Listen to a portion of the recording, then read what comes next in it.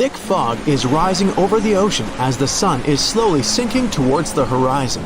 It's hard to see further away than a few dozen feet, but that's enough to notice a hulking, skeletal shape in the distance. As your ship approaches the figure, your heart beats faster, and then you make out the details of another vessel, abandoned by the looks of it. Ghost ships do exist, and their mysteries aren't always solved. Take MV Hoita, for example. It was a wooden vessel built in 1931 as a luxury yacht. It had served well to various people over 20 years before it was bought by a Samoan sailor and became a merchant ship. In 1955, though, Hoita's service came to an abrupt and mysterious end. On October 3rd, it set sail for another trading voyage that should have taken no more than 48 hours. Delays happen in the sea, so when Hoita didn't arrive on October 5th as scheduled, there was little worry yet. But then it failed to come on the following day too. There was no distress signal or any other sign of Hoita's presence anywhere between its departure and arrival points. A search and rescue party was dispatched to find the ship, and for 6 days, they were scouting the area of nearly 100,000 square miles. On October 12th, the mission returned to the base empty-handed. Hoita vanished without a trace. It was only a month later that another merchant ship, Tuvalu, noticed the missing vessel far away from its route, drifting in the open sea and listing heavily. The sailors boarded the ship and found that all of its crew and passengers, 25 people total, were missing, along with all the cargo the vessel had been carrying. The radio was tuned to the International Distress Channel, meaning that the crew had been trying to ask for help, but they couldn't reach anyone because the radio cable had been damaged, limiting the range to 2 miles. The lifeboats were missing as well, indicating that people on board must have left the ship. Unfortunately, they seem to have taken the logbook with them, leaving the rescue team clueless as to what had happened. Even today, the mystery of MV Hoita hasn't been solved yet. No one knows where the crew and passengers had gone and what had caused them to leave. SV Carol A. Deering wasn't a ghost ship in the usual sense of the word. There are no sightings of it in the open sea. Instead, it was found on the shore, but the circumstances of it running aground are a puzzle shrouded in mystery. Carol A. Deering was built in 1919 in Maine, and it was a large vessel made for commercial voyages. Unfortunately, despite its large cost of construction, it had only served for a year before its last trip. July 19th, 1920. The ship was traveling from Puerto Rico to Rio de Janeiro via Newport News to deliver a cargo of coal. It was almost halfway to the final destination when the captain fell seriously ill, and the crew turned back to drop him and his son off and replace the captain.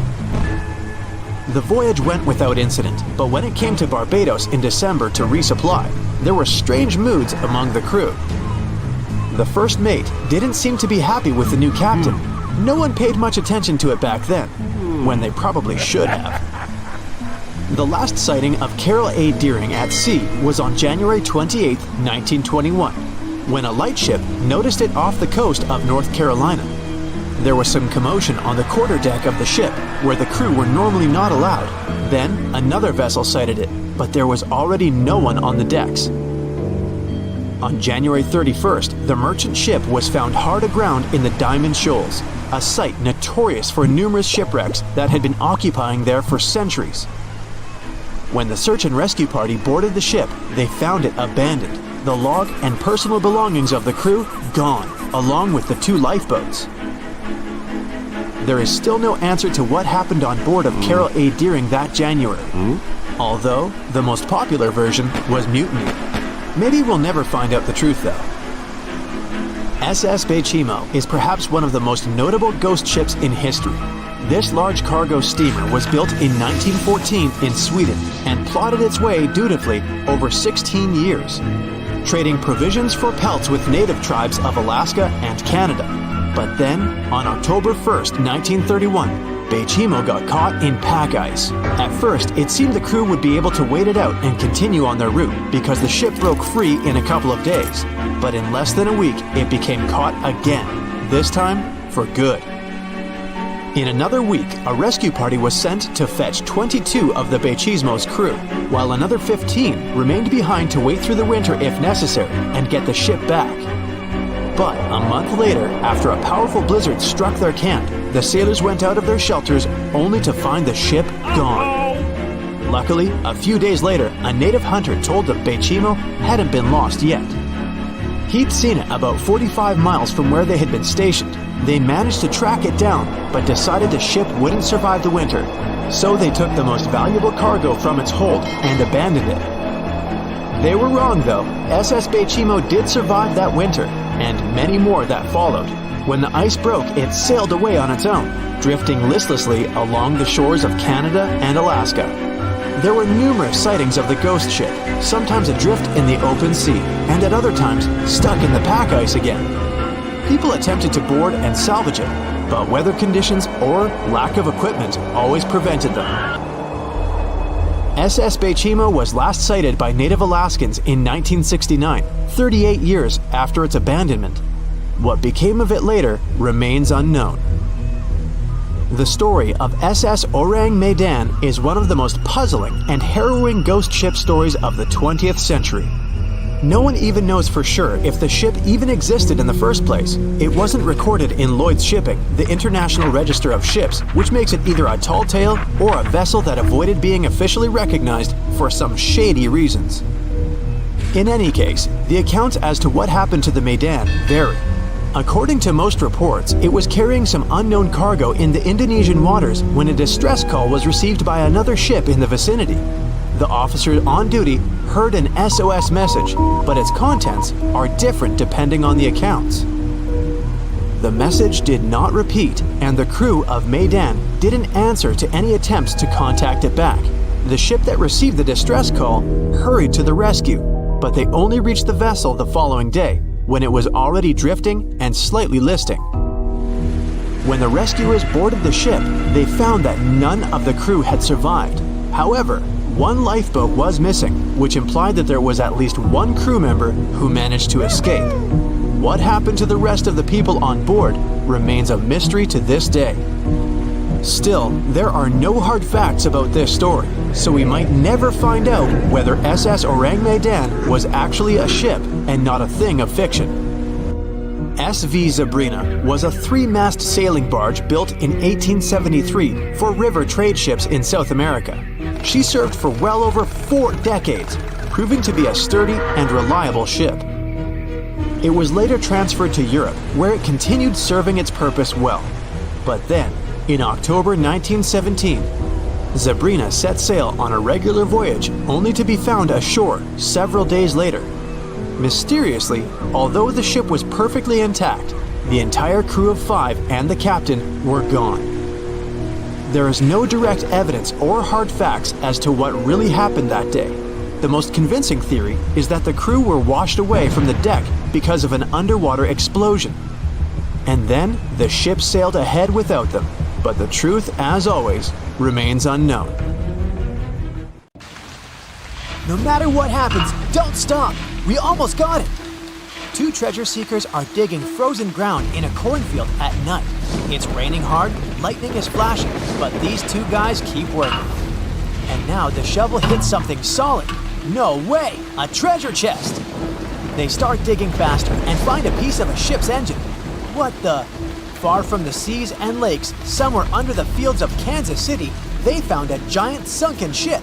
How is this possible? Now you'll see. Some people spend their lives searching for shipwrecks with treasures underground. One of them is explorer David Hawley.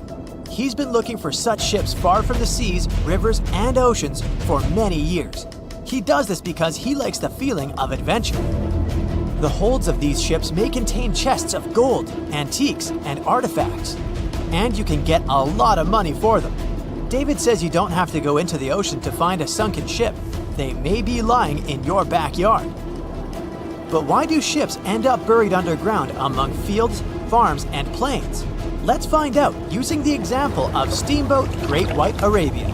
According to old records, the newspaper clippings, this ship had been carrying about 200 tons of treasure before it sank in 1856. Many rumors and local legends said the ship was lying underground, a few miles northeast of Kansas City. It was there because people deliberately altered the riverbed and channels of the Missouri River in the second half of the 19th century. They artificially brought the shores closer to each other.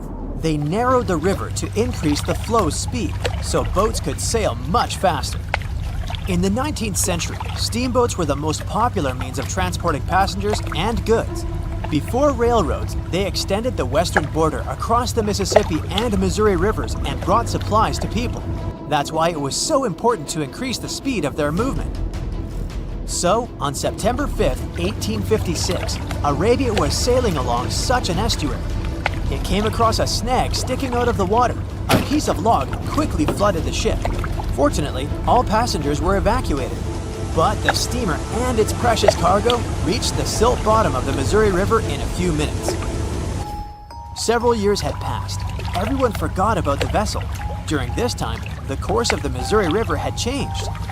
But Arabia remained under the wet, muddy bottom. The soil level above it was getting higher, and the ground was losing moisture. Eventually, many decades later, a cornfield formed above the sunken ship. In the 1980s, one farmer owned this area, and he had no idea what was hidden in his territory. David Hawley carefully studied the history of the sunken ships of the USA.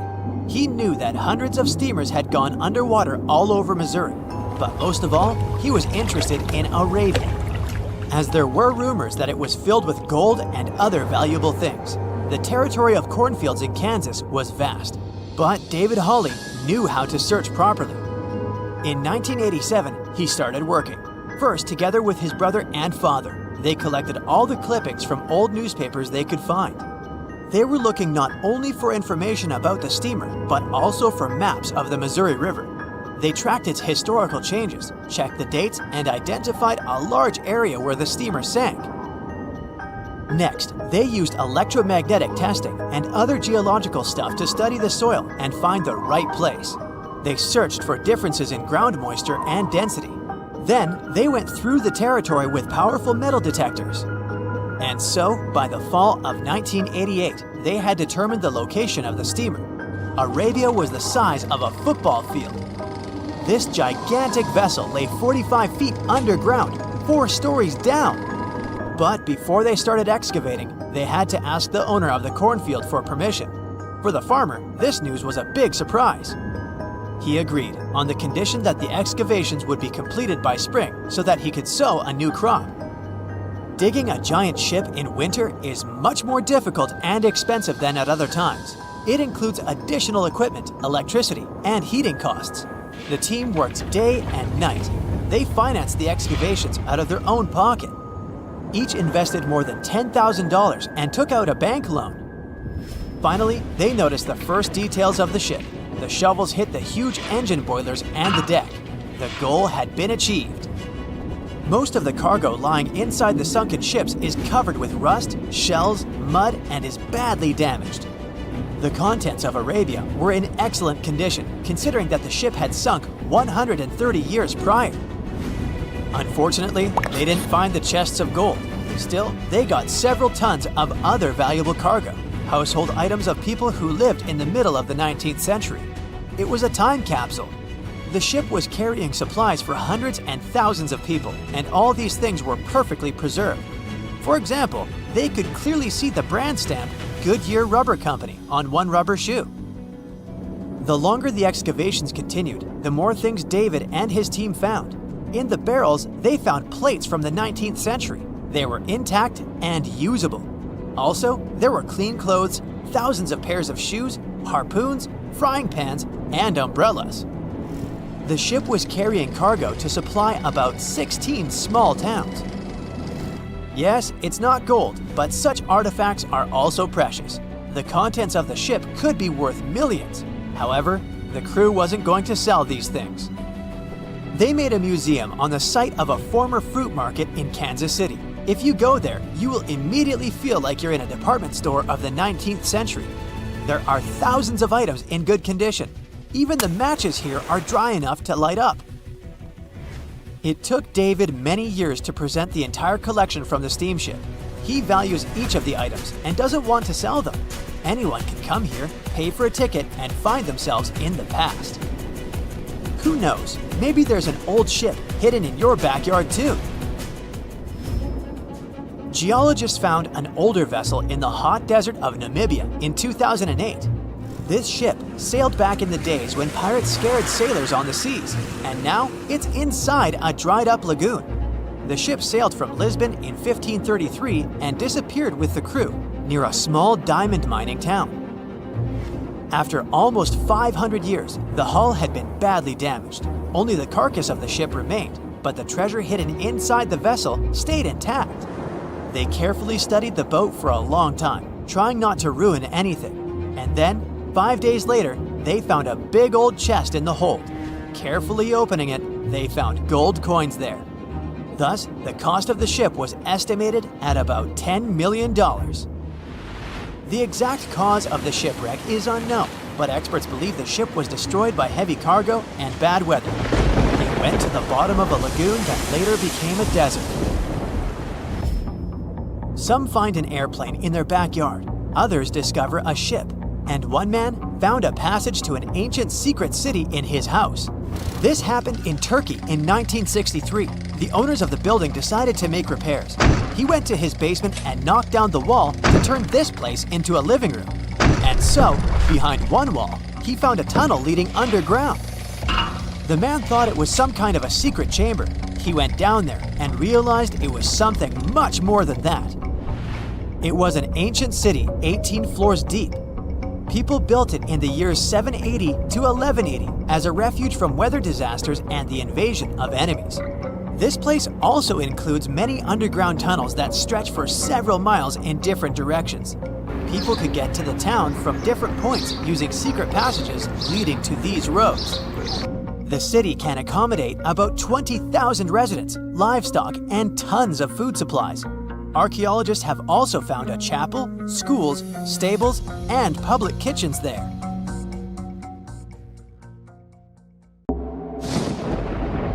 There's a ship drifting somewhere in the ocean without a crew. The last time someone saw it was over 50 years ago. Its story reminds of that of the Flying Dutchman, a ship that's bound to sail forever and bring disaster to whoever sees it at sea. At least the legend says so.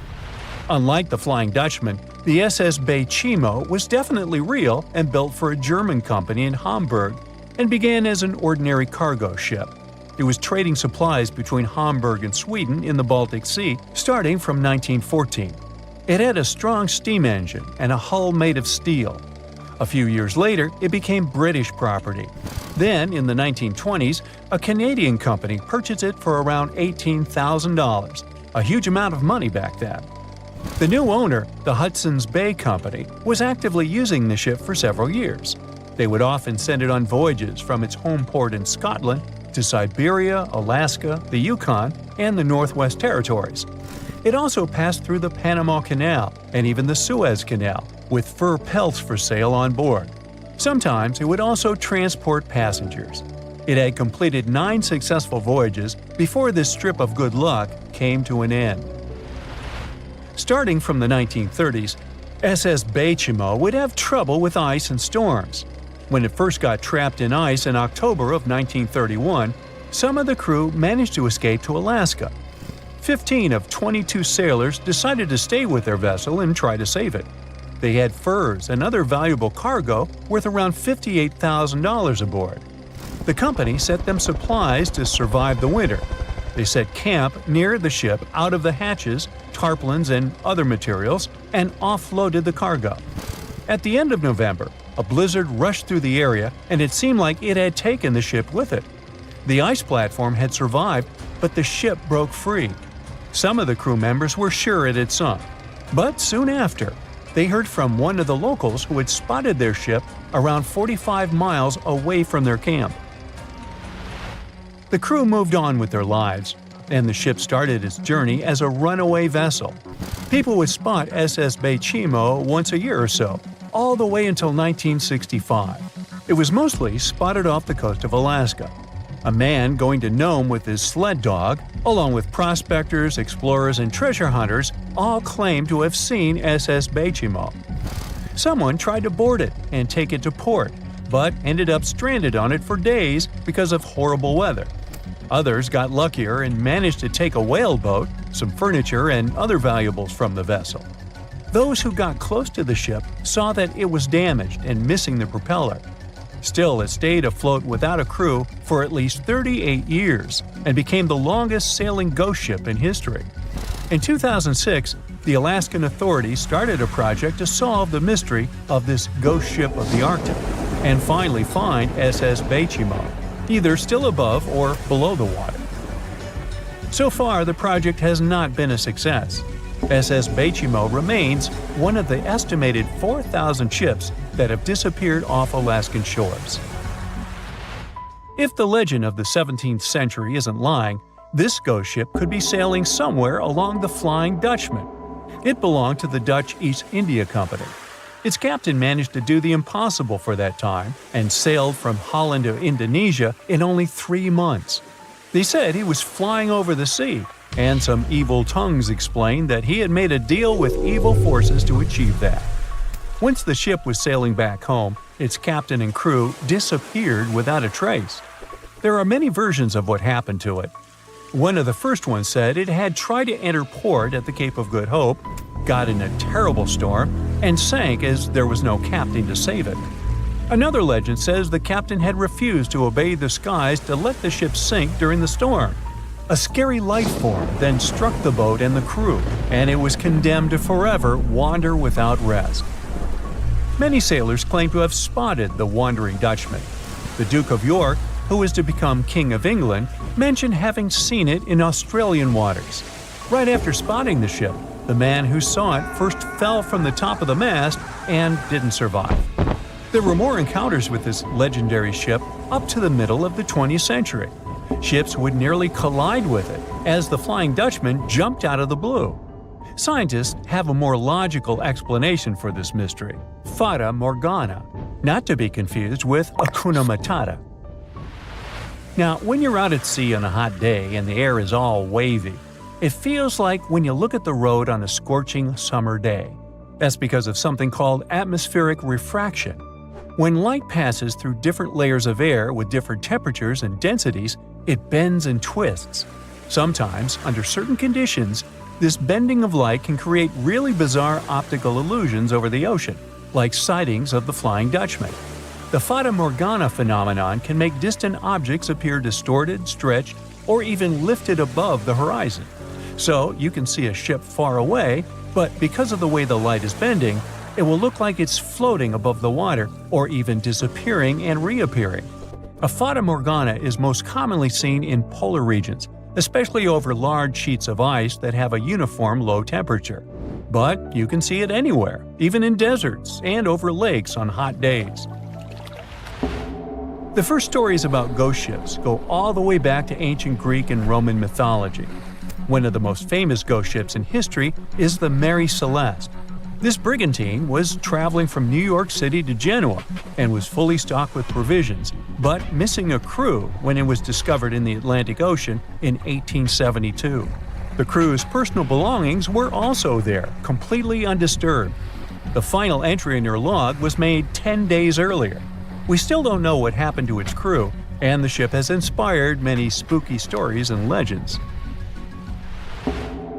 The Lady Lovibond was another legendary schooner that is believed to have been wrecked off the coast of Kent in the middle of the 18th century. The story tells that the ship's captain, Simon Reed, had just got married and took his bride on board for a celebratory cruise, despite the superstition that it could bring bad luck. They were on their way to Portugal when the first mate, who is also in love with the captain's new wife, went mad because of jealousy, attacked another crew member, and then took over the wheel and steered the ship straight into the dreaded Goodwin Sands. No one aboard survived, and the schooner is said to reappear as a ghost vessel every 50 years. In present times, many vessels become abandoned and turned into ghost ships intentionally. There are thousands of them floating in U.S. rivers, lakes, channels, and coastal waters.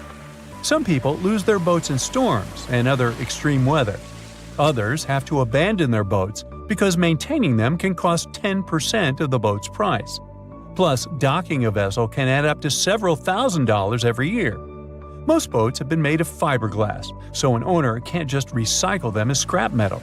So, once they want to get rid of it, they often tie it to a dock and sneak away, or leave it floating far away from the shore, or just try to sink it. When ghost ships sink in shallow waters, they can cause damage to coral reefs, mangroves, marshlands, oyster habitats, and wetlands. Plus, they can collide with unsuspecting regular ships and cause real trouble. So, don't do that. Enough said. What is a boat doing in the middle of a desert? You would expect to find a seagoing vessel closer to shore. This is the question archaeologists had been asking for decades. In 1988, there was a storm near one of the most important archaeological sites in ancient Egypt. A wooden structure emerged from the sand. It was hollowed out by termites. Scientists were determined to solve its mystery. In 2000, they began excavating the site near Abydos, Ubidos. An American team of experts soon discovered a boat that was 70 feet long, and it wasn't alone. In total, there were 14 boats neatly resting next to each other. It was impossible to completely dig out the boats because of their poor condition. Luckily, the wood was preserved enough to get a sample. Analyses revealed that the boats were around 5,000 years old, the oldest fleet in human history to this date. The time of their construction predates the pyramids at Giza by half a millennium. Each ship of the fleet rested in a vault that matched its dimensions.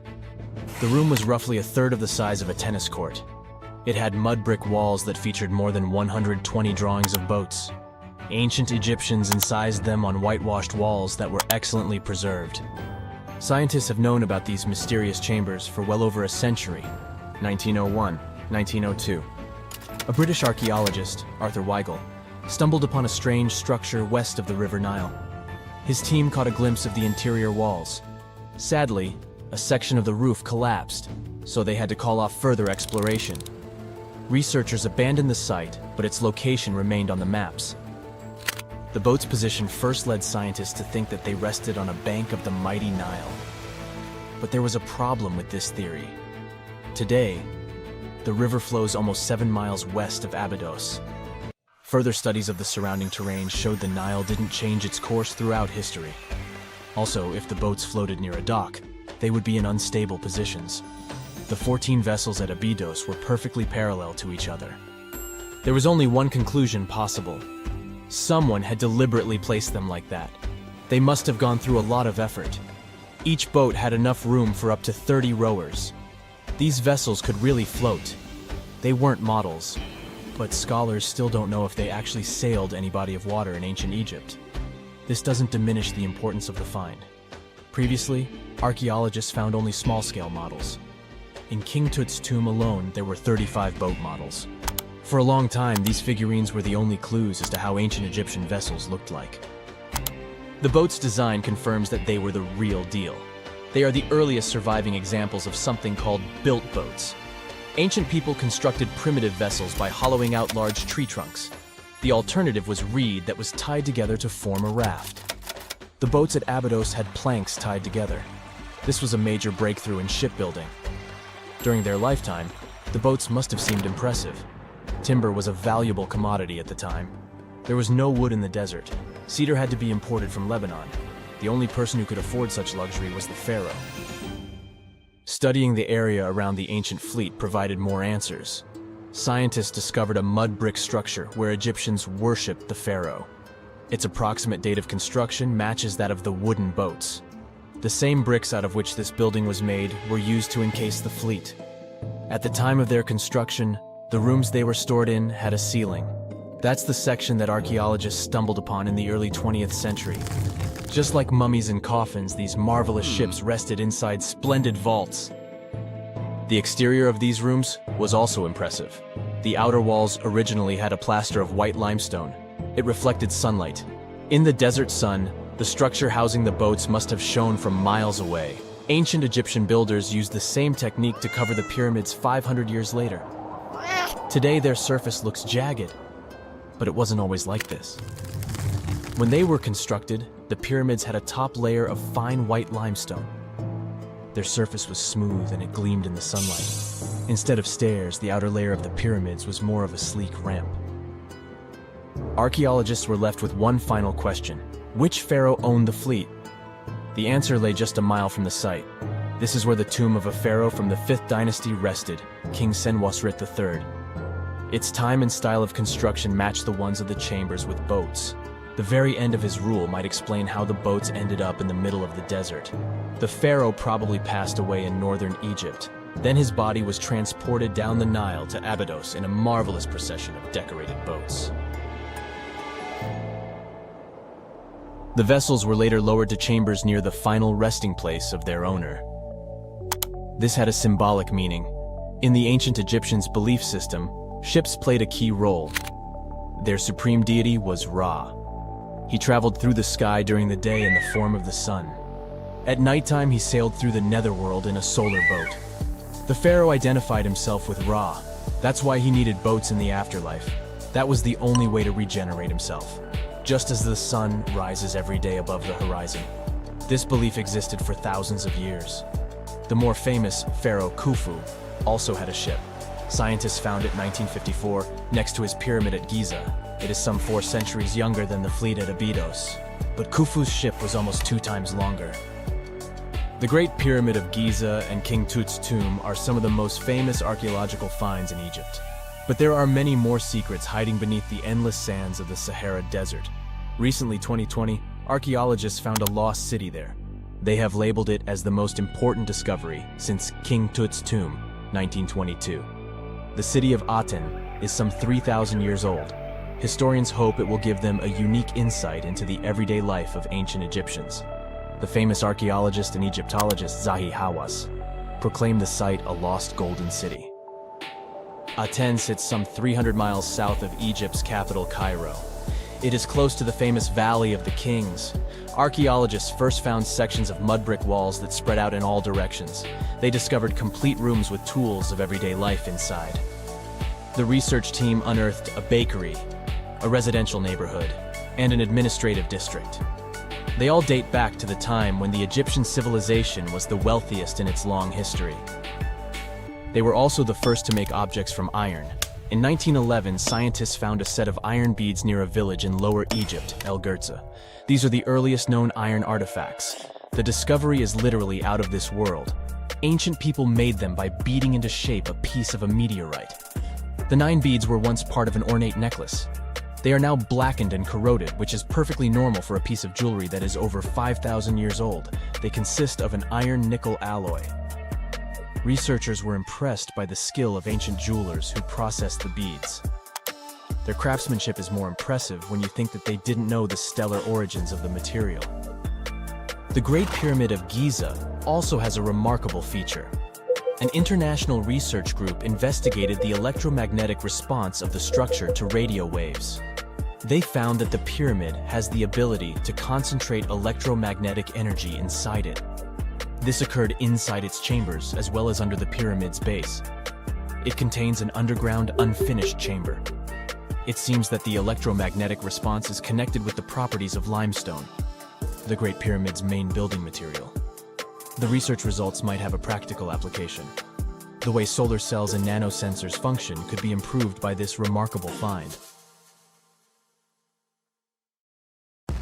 It's 2018.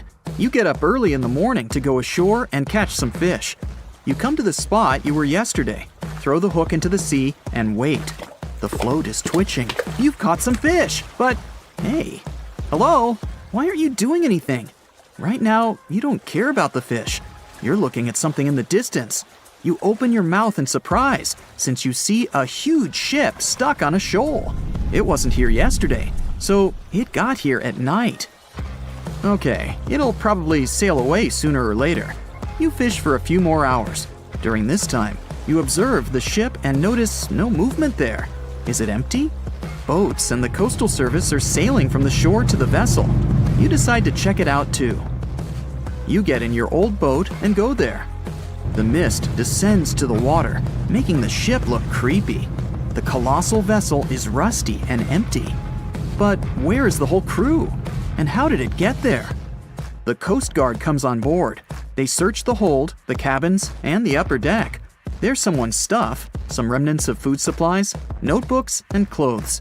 Everything suggests the crew has disappeared for some reason.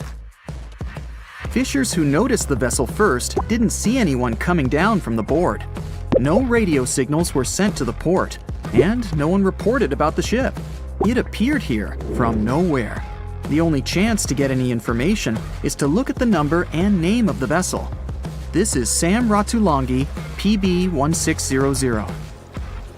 The Coast Guard checks the information, studies the data of all the country's ships, and no way. One company built the boat in 2001 in Indonesia. People used it to transport heavy loads across the seas around Asia. The ship had been properly operating for 8 years. People were delivering industrial goods to different points in the region, but something went wrong. In 2009, Sam Ratulangi was sailing near the coast of Taiwan, and that's it. There were no further records about it. There were no reports in any port. Everyone thought it must have drowned, so no one had been looking for it for years. And then, 9 years later, it appears here, big and rusty, off the coast of Myanmar, without sailors, without fuel. An investigation starts. City services are trying to find out the names of all the sailors working on the ship and find clues that would lead to solving this mystery. They also hope the ship owner will appear soon. They find 2 tow ropes on board. This means that some other ship towed Sam Ratulangi to this place. Then they identify and find 13 crew members. These people say they wanted to reach the factory in Bangladesh to repair Sam Ratulangi. Another vessel helped tow the ship, but then 2 cables tore off, and a storm began. No one wanted to stay on board during such weather, so the crew members left it. No one knows what the ship has been doing for the last 9 years, and how it was possible without people on board. And here's another, much more mysterious ship story. On February 16, 2020, locals found a large cargo ship stuck on a rocky shore off the coast of an Irish village. The boat looked rusty, with holes in the hull and rotten parts. People hadn't seen this vessel the day before, so it appeared there at night.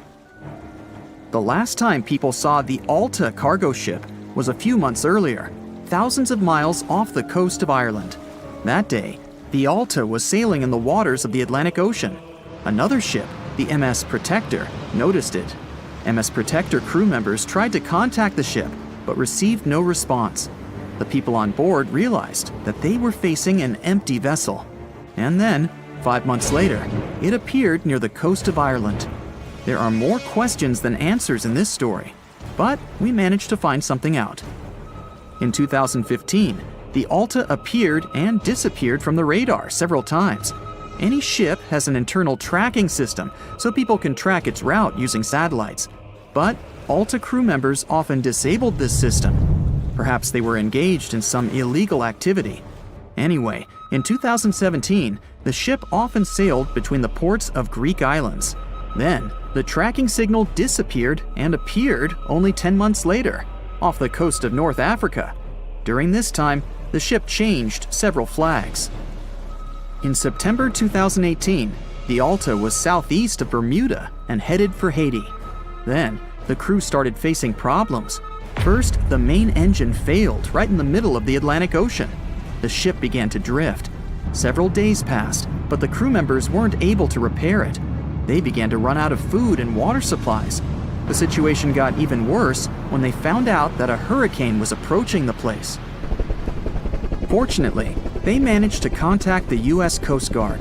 A helicopter flew to the Alta on October 2nd to bring them some supplies. There was enough food for several days. Then, a rescue boat sailed to the ship. It evacuated all the sailors and delivered them to Puerto Rico before the hurricane. The Alta had to drift alone in the ocean. After a while, another ship approached the Alta to tow it to the shores of Guyana. But at this moment, everything went wrong. Someone stole the boat, disabled the tracking system, and sailed away in an unknown direction.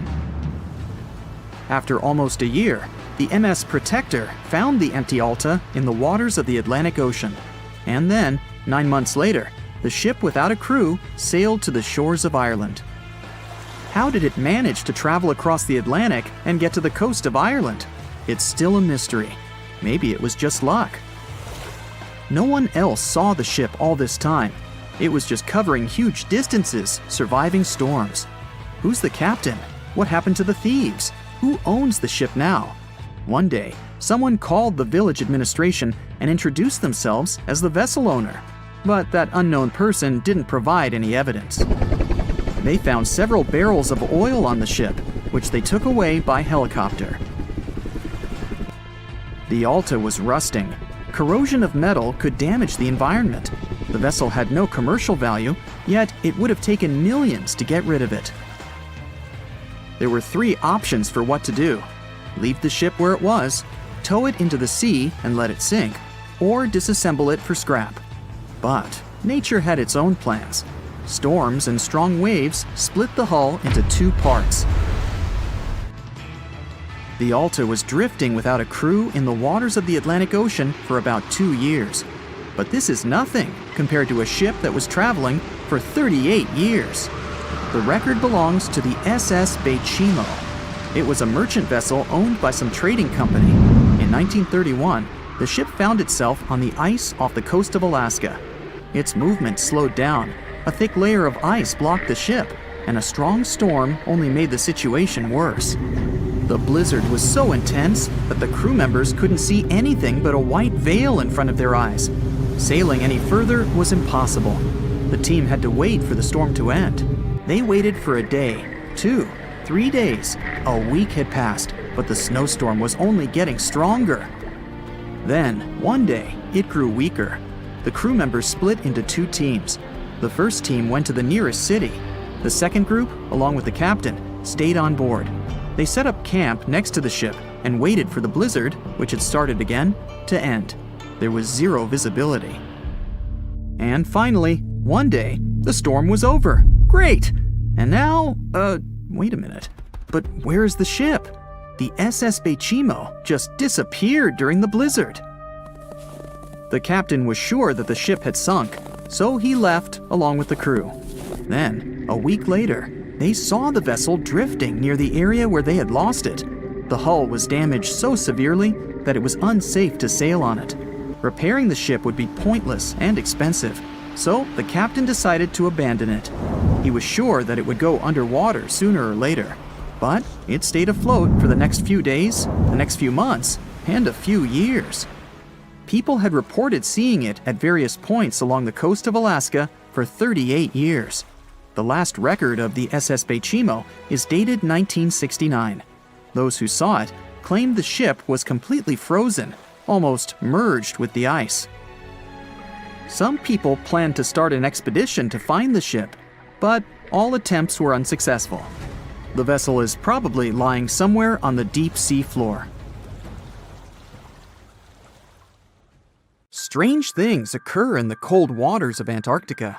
One of these things happened to a ship called Jenny. It was a small schooner whose history began in 1822. The boat and its crew set sail and disappeared a year later. For 18 years, the ship was considered sunk. People forgot about it, but in 1840, the vessel reminded the world of itself. That year, the whaling ship Hope sailed through the Drake Channel in Antarctica. The crew members noticed a ship among icebergs. It was the schooner Jenny. It was floating slowly in the dark, with no signs of life. The captain of the Hope, Mr. Brighton, gave the order to approach the mysterious vessel. They thought it was some creepy ghost ship, but as they came closer, they noticed crew members on the deck. The sailors of the Hope called out to them, but received no answer. This time, it became clear that something terrible had happened to the Jenny.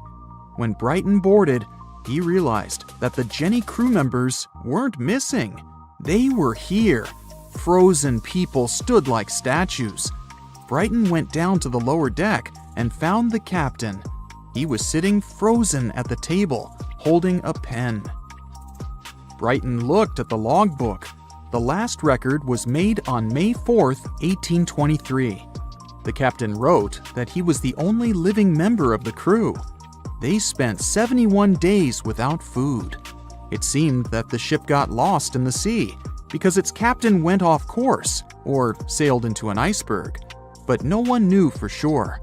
After that, nobody ever saw the Jenny again. According to rumors, the crew of the Hope abandoned the frozen ship and left it to drift in the cold waters. According to other rumors, this whole story is fiction. The story of the Jenny was described in a German magazine in the middle of the 19th century. Still, there was no further evidence of the ship's existence. Already in our time, Cambridge University decided to explore the case of the Jenny. The researchers discovered that one of the crew members of the Hope, who didn't disclose his name, told someone the legend of the frozen ship. Someone shared the story with another guy, and it was published in a German magazine called Globus. And that's all. There was no other evidence. One of the most famous ghost ships was the Mary Celeste, and there's no doubt about its existence. The history of this vessel was documented in court. People wrote about it in newspapers, but the most exciting thing is that the ship continued to be used even after 10 people disappeared from its deck. The history of the Mary Celeste began in Canada in 1861. When it was first built, the ship was called the Amazon. It changed captains several times, and it also hit some rocks. The boat was sold, bought, then sold again, repaired, and sailed under the name Mary Celeste. In 1872, it had a new captain, Benjamin Briggs. He was a decent, brave man with a lot of experience in navigation. He had a beloved wife, a daughter, and a son. When he went on his last voyage, he took his wife and daughter with him, and his son stayed in America. In November of 1872, the Mary Celeste sailed from the port in New York with 10 people on board and disappeared. 8 days later, another ship, the Dei Gratia, also left New York and followed the same route. Dei Gratia's captain, David Morehouse, noticed the Mary Celeste and immediately realized something was wrong. The ship was moving too freely, as if no one was controlling it. The captain tried to contact the crew members, but no one answered him. Then, together with other sailors, he climbed aboard the Mary Celeste. The ship was in good condition. There was no damage. The hold was slightly filled with water, but it could be easily pumped out. Everything seemed fine, but one lifeboat was missing. The crew members' valuables were in their cabins. The cargo was in the hold. The supplies of water and food were untouched. Judging by the records in the logbook, the ship was caught in a storm, but it was not too strong. Other ships also sailed through this storm, but nothing bad happened to them. The last record was dated November 25th, and it claimed that everything was fine.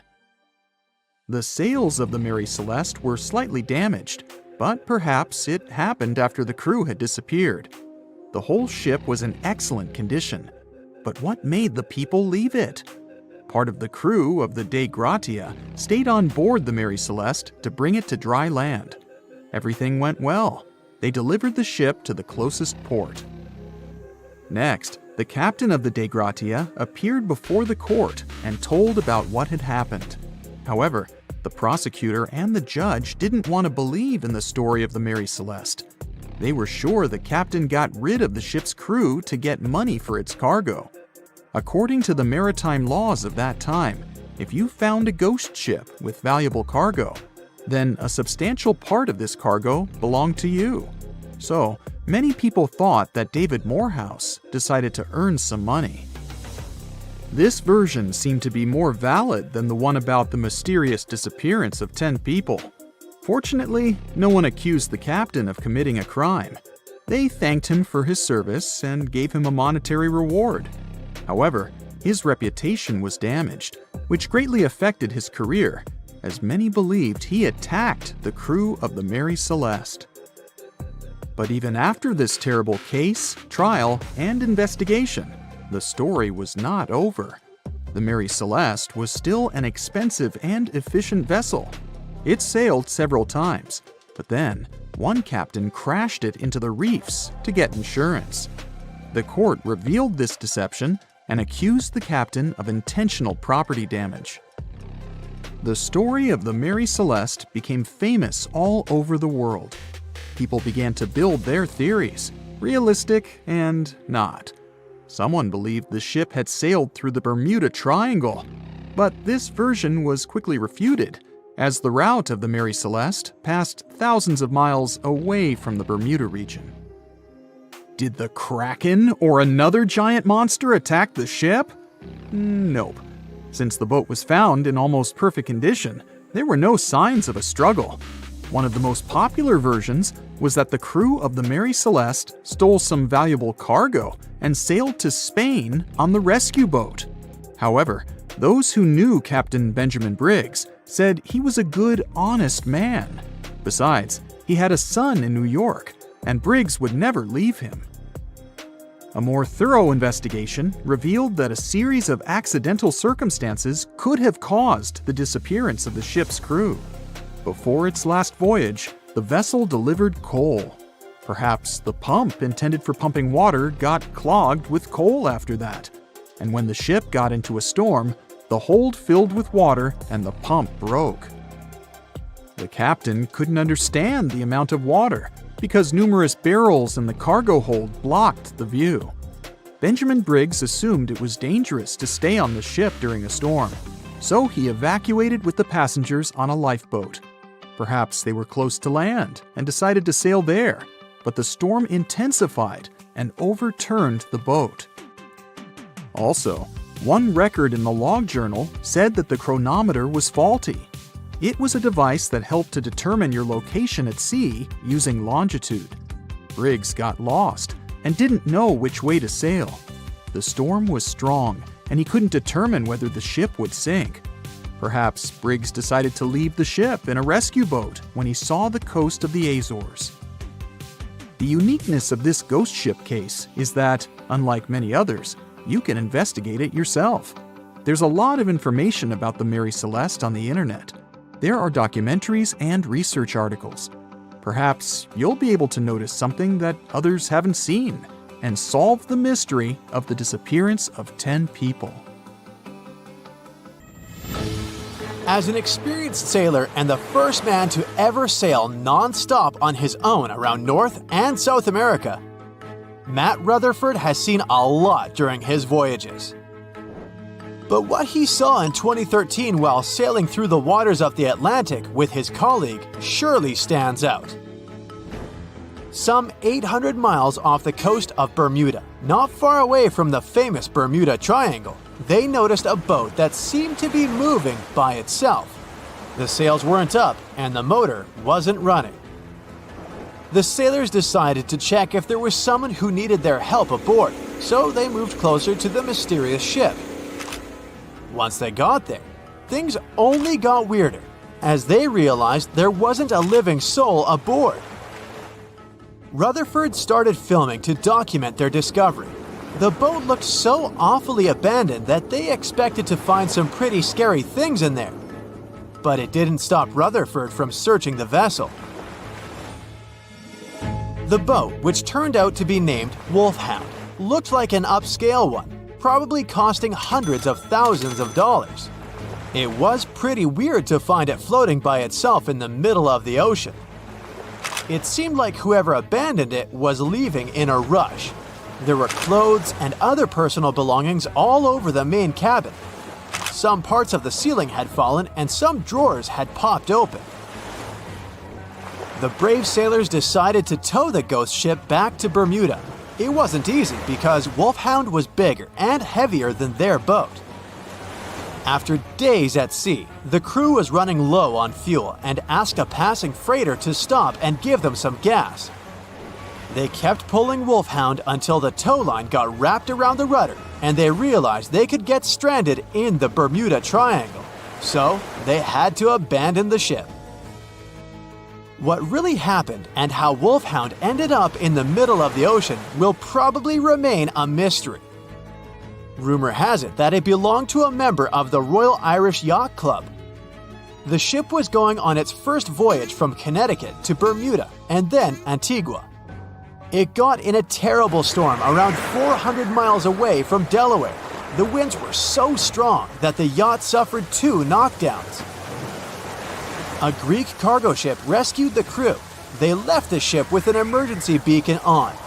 The rescued crew members shared that they saw the ship sink, which only adds more questions to the story. How did it get back to the surface? Does the Bermuda Triangle have anything to do with that? Christopher Columbus himself reported some unusual compass activity going on in this mysterious area while he was on his way to the New World. Despite the stories of more than 50 ships and 20 planes disappearing in the area, it remains one of the most heavily traveled shipping routes in the world. Some skeptics believe that this fact solves the Bermuda Triangle mystery. It could make sense because the busier the area, the more accidents happen there. But then again, it's not the number of disappearances that makes the place so mysterious. It's the lack of explanation and wreckage lost for good. The first ever confirmed ship to vanish in the Bermuda Triangle was the USS Pickering. In 1800, it departed from the US on its way to the West Indies. The ship sailed into the Bermuda Triangle along with its 90-man crew. No one ever heard anything from them ever since. The popular explanation is that the ship was taken out by a storm. But because no one found any wreckage, we'll never know for sure. The largest ship that has ever disappeared in this mysterious area was the USS Cyclops. In March 1918, carrying a crew of 306 people, the USS Cyclops left Barbados and headed home to Baltimore. The ship passed through the Bermuda Triangle on its journey and vanished into thin air, or rather, water. The Cyclops never sent any distress signal and disappeared without any explanation or trace. The Bermuda Triangle isn't the only place in the world where ships go missing or mysteriously resurface. One of the most famous ghost ship stories would be of SS Bechimo. The large cargo steamer was built in Sweden. On October 1st, 1931, it got caught in pack ice. The crew decided to wait it out and managed to break free after a couple of days, only to get trapped again in less than a week. This time, they didn't manage to make it out. A rescue team went by air to save 22 of the crew members. 15 other members stayed in a wooden shelter they built not far away from the ship. Their plan was to wait out the winter and get back aboard. At the end of November, a strong blizzard was rushing through the area. When it was over, Bechimo seemed to have gone away with the storm. The captain decided it must have broken and sunk. But a few days later, a local hunter informed them that he had seen the ship around 45 miles away from their camp. The crew managed to find the ship and took the most valuable cargo from its hold. They had fears that Bechimo wouldn't live through that rough water, but it did manage to survive after all. Once the ice was gone, it floated away and ended up drifting along the shores of Canada and Alaska. Many people reported seeing the ghost ship in an open sea. Some even tried to board it to save the ship, but the weather didn't allow it to happen. The last time someone saw SS Bechimo was in 1969, 38 years after its crew had left it. It could still be drifting somewhere in the ocean. The story of MV Hoita happened in the South Pacific. The ship was originally a wooden luxury yacht.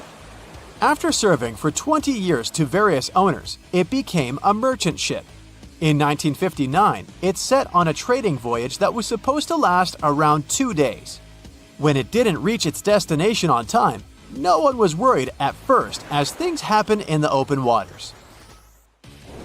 After another day, and no distress signals from the Hoita, it was obvious that something serious was going on with it.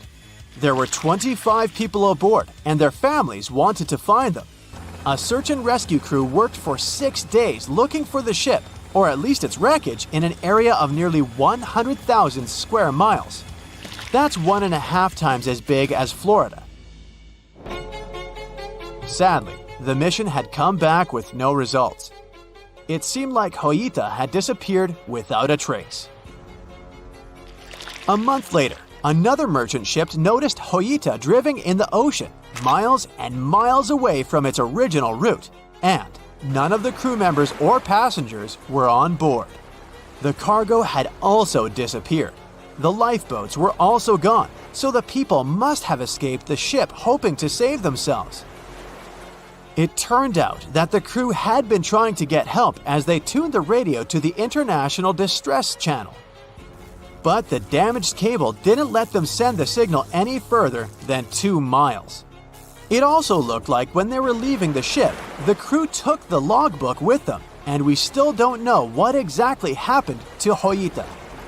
Family members of those who were on board are still looking for answers. One professor claims it must have been a corroded pipe that leaked and flooded the vessel, but we'll most likely never know for sure. In the Pacific Ocean, near Japan, there is an area nicknamed the Devil's Sea. It's believed to be one of the 12 vile vortices around the Earth. Some people claim that vile vortices have weird things going on in them because the pull of the planet's electromagnetic waves is stronger there than anywhere else.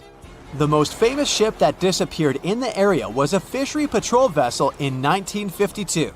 The ship went there to investigate the vessels that went missing previously and disappeared along with 31 crew members. Scientists who don't believe it was a mysterious disappearance blame the underwater volcano eruption for what happened.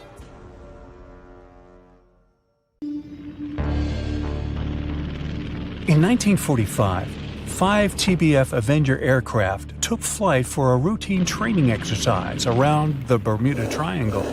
In the middle of the exercise, the planes were struck by intense rain and heavy winds despite the clear weather forecast. The pilots became extremely disoriented and radioed the base to report that their navigational equipment had stopped working. The last thing the base heard was, "When the first plane drops below 10 gallons, we'll all go down together," and then static. The 5 planes and their 14 crew members were never seen or heard from again. On his very first voyage to the New World in 1492, Christopher Columbus sailed through the Bermuda Triangle. Columbus reported that one night when he was on the deck of the ship, he noticed a giant light appear in the distance, unlike anything he had ever seen before. Columbus looked at his compass for direction, and it gave off erratic readings.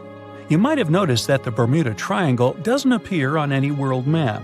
This is because official institutions refuse to acknowledge that the area actually exists. A popular theory suggests that rogue waves are responsible for the many disappearances. Rogue waves are called extreme storm waves by scientists. They occur when different weather patterns take place at the same time and cause large, unexpected waves. Witnesses say that the waves look like giant walls of water. These waves could explain why ships go down fast and without leaving any trace. The Bermuda Triangle is home to some pretty intense and unexpected weather. Storms build up quickly and unexpectedly, then disappear soon after. If you blink, you might miss it. This could explain why few distress signals are issued. Pilots and sailors never saw the weather coming. No one knows exactly how many ships and planes have disappeared in the Bermuda Triangle. The rough estimate is 50 ships and 20 planes. Most of the time, the disappearances had no explanation and no wreckage has ever been left behind. Another bizarre theory trying to solve the Bermuda Triangle mystery comes from Charlie Berlitz. He insists that the area is home to the lost city of Atlantis. The missing ships and planes and malfunctioning equipment, according to him, were all caused by rays of energy let out by the special energy crystals that power Atlantis. While this sounds silly, Berlitz's theory was convincing enough that over 20 million people bought his book worldwide. In the year 1800, a large sailing vessel called the USS Pickering departed from the U.S. on its way to the West Indies. The ship sailed into the Bermuda Triangle along with its 90-man crew and was never heard from again. The USS Pickering was the first ever confirmed ship to vanish in the Bermuda Triangle. It's believed that the ship was taken out by a storm, but because no wreckage was ever found, we'll never know for sure. When the TBF Avenger planes went missing, a massive search operation was conducted. Boats and planes searched the Bermuda Triangle for any signs of the aircraft. One of the boats searching was a PBM-5 Mariner airboat. The airboat took flight at 7:27 p.m. and called in a routine radio message 3 minutes later. Then, it was never heard from again. No trace was ever found of the rescue airboat or the 5 Avenger aircraft. An enormous investigation was launched into the disappearance of all these vehicles, but nothing was ever discovered. This particular area of the ocean is one of the most heavily traveled shipping routes in the world. Some skeptics believe that this fact solves the mystery. Statistically, the busier the area, the higher the frequency of accidents and disappearances. While this makes sense, it's not the frequency of disappearances that's responsible for the mystery of the Bermuda Triangle. It's the lack of explanation or wreckage found. On the ocean floor, decomposing organisms let off large concentrations of methane gas that gets trapped under the water. This gas can build up until, boom, it ruptures. The gas surges up to the surface and erupts. If a ship was in the area of one of these ruptures, the water would become much less dense and cause the ship to sink rapidly and without warning. Scientists believe this could be the cause of the many disappearances in the Bermuda Triangle. While this theory makes a lot of sense, it doesn't seem too likely. The U.S. Geological Survey has stated that no large releases of gas are believed to have occurred in this area for the past 15,000 years. The ocean floor is made of rocks containing a lot of magnetite. It's more like iron. Magnetic fields react to high concentrations of magnetite on the ocean floor, which may start a sort of conflict between the two. It can often lead to various weather anomalies and, as a result, navigation issues. And, naturally, any changes in the ocean floor or the Earth's magnetic fields influence the Bermuda Triangle a lot. Since the magnetic field is constantly moving, it might be also taking the Bermuda Triangle with it. Now that people know where the triangle is, it's easy to avoid it. It supposedly moves eastward together with the magnetic poles. But scientists still can't answer where exactly it will be in a couple of years. Some people blame all the disasters on the extraterrestrial paranormal activity. Others suppose it's all about raging natural phenomena. There's another triangle in Lake Michigan. Just like the one near Bermuda, the Michigan Triangle got its shady reputation for some disappearances. The first recorded one dates back to 1679. A large vessel, one of the largest of that time, set out on an expedition, yet once it got in the sinister triangle, it never came back. Much later, an aircraft disappeared in this triangle. The skies are usually very clear there, but back in 1883, some people witnessed abnormal things in the area. Some claim to have seen large blocks of ice falling from the skies, and the crew even managed to save one as hard proof. Meanwhile, the Pacific Ocean Mystery Area is another sinister triangle. Off the south coast of Japan, not far away from Tokyo, there's a sea where plenty of ships met their doom, disappearing without a trace in these waters. They call it the Devil's Triangle. Some scientists believe the cause of anomalies is the environmental changes. Also, there's a really high concentration of methane hydrates on the bottom of the ocean in the Pacific Triangle area. You're deviating from your original course and sailing in the wrong direction. There's the Caribbean Sea near the triangle, peppered with small islands. The seafloor here isn't deep. The ship can get in shallow waters. And now the ship is stuck on a shoal, and you have no idea where you are. If this were the 21st century, the ship's captain would be able to reach the shore using GPS and other modern navigation. But the most interesting thing is that the compass would work correctly this time, since the magnetic North Pole hasn't already coincided with the true one for a long time in the territory of the Bermuda Triangle. The agonic line is somewhere far away from here. There are no problems with navigation now, but for some reason, this is where ships disappear. In fact, not just here. Throughout the Atlantic Ocean, there are places where many more ships were gone. The Bermuda Triangle is not even in the top 10 of such places. One of the main reasons why many ships are lost here is that one of the most popular shipping routes in the Atlantic passes through the Bermuda Triangle. And the more ships in one place, the more shipwrecks. Simple probability.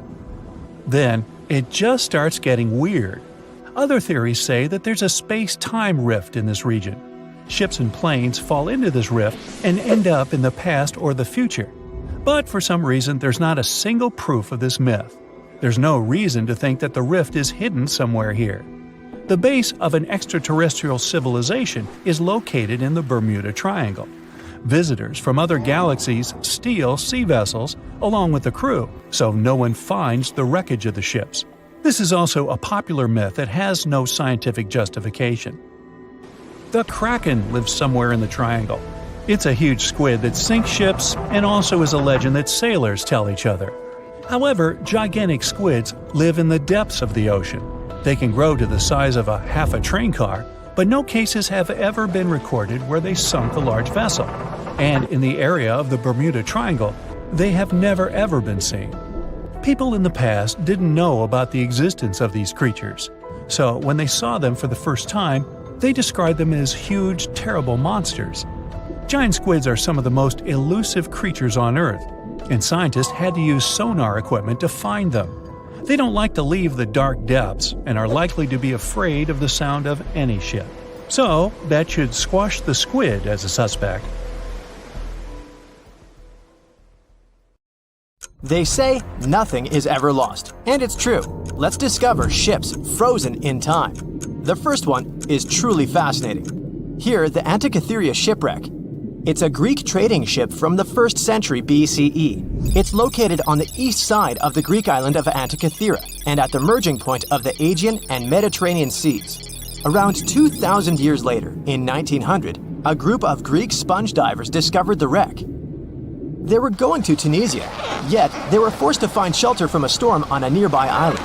Since they couldn't go anywhere due to the storm, they decided to look for sponges until the weather got calmer. One of the divers discovered the shipwreck at depths of around 130 feet. Imagine someone going for a sponge hunt, but getting out to the surface with archaeological treasures. The captain of the sponge boat talked to the Greek officials about what they had found. The officials sent 2 ships to the wreckage. The salvage operation was successful, and discoveries are now in Greece's National Archaeological Museum in Athens. The findings included 3 life-sized marble horses, jewelry, coins, and hundreds of works of art, including a 7-foot-tall colossus statue of Hercules. Among these treasures, Antikythera ephebe, a bronze statue of a young man, caught more attention. Because the ephebe doesn't comply with any familiar iconographic model, and there are no known copies of his type, he held a spherical object in his hand. Scholars have different theories of who that person could be, but they are not in a consensus yet. More than 70 years later, Jacques-Yves Cousteau and his team went to the area and recovered hundreds more artifacts and the remains of 4 people. Interestingly, they discovered a complex set of interlocking gears, capable of predicting the movement of the sun, moon, and several planets. The mechanism can also show the times of solar and lunar eclipses years into the future. Think of this Antikythera mechanism as an early computer calendar, to plan significant events like agricultural activities, religious rituals, and Olympic Games. These artifacts found in the Antikythera wreckage are some of the most important findings in modern archaeology. Just the Antikythera mechanism itself has changed our perception of the limits of ancient technology. The mechanism has a sophisticated design and was made over 1,000 years ago. After all these amazing discoveries, experts believe that the wreckage site has remained largely unexplored and is mostly because of its location and the landscape of the seafloor on which the ship rests. The wreck is too deep for scuba divers but too shallow to use something like a submersible. A survey made on the seafloor in 2012 showed evidence of a second wreck about 800 feet to the south. It's clear that this area has a lot to offer humanity. What would happen if those sponge hunters didn't go to the area? scientists found a shipwreck in Antarctica at the bottom of the Weddell Sea 107 years after it sank. The name of the ship was Endurance, and it was the lost vessel of Antarctic explorer Sir Ernest Shackleton. Scientists who laid eyes on it decades later say it is among the greatest undiscovered shipwrecks ever. That is why they filmed the whole discovery.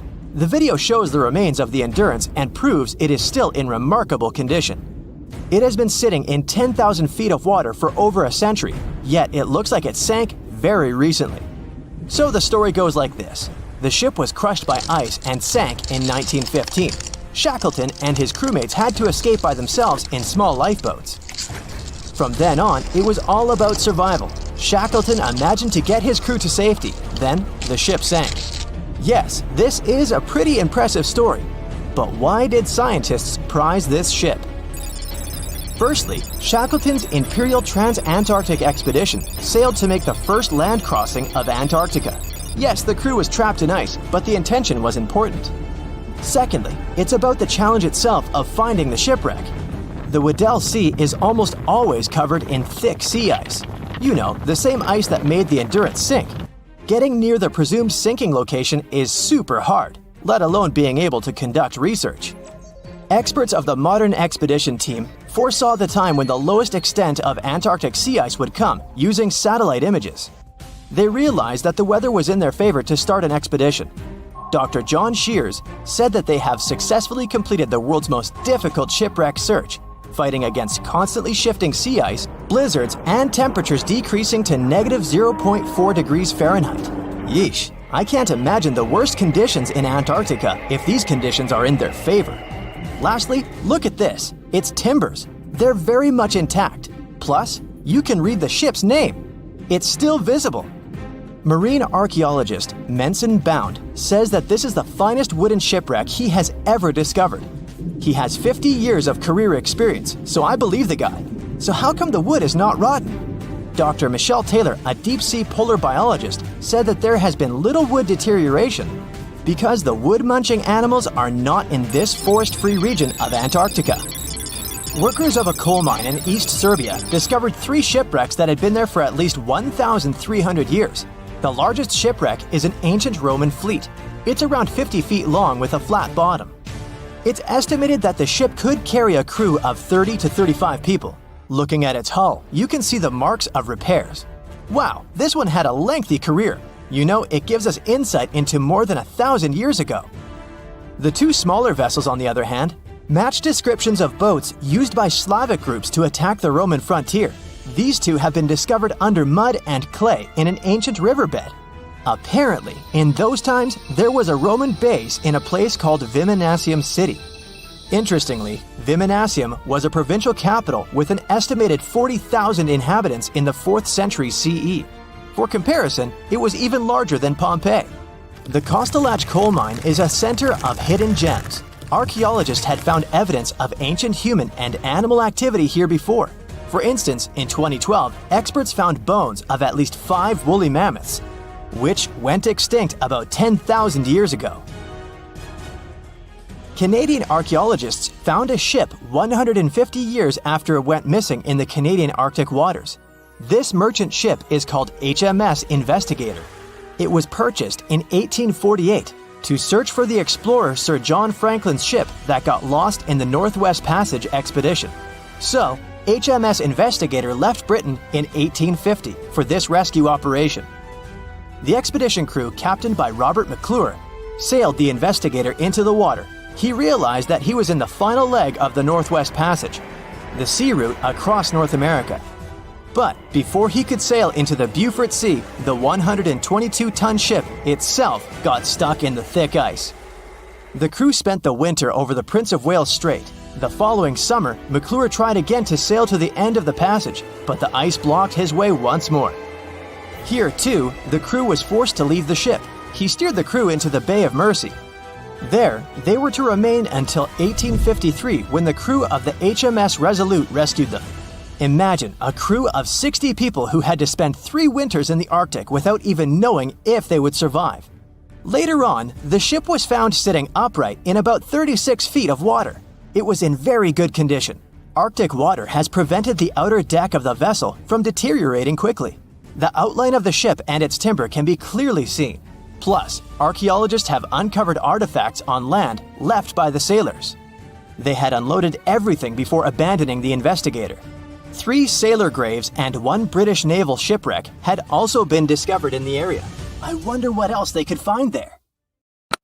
Wow, it's the only place where 1 minute you're learning 17 natural ways how to get rid of houseflies, and the next, you're taking an epic journey straight into a black hole. More than 10 billion, with a B, views in total.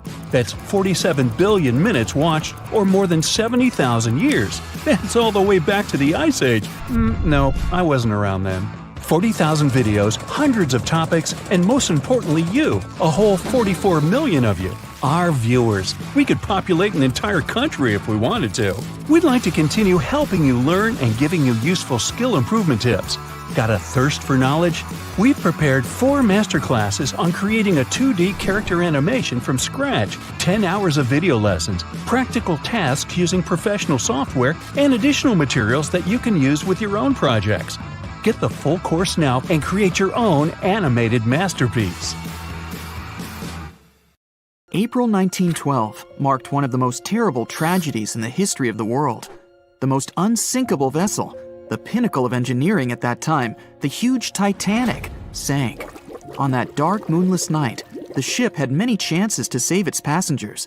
There was another ship just a few miles away that could have saved the Titanic, but it didn't.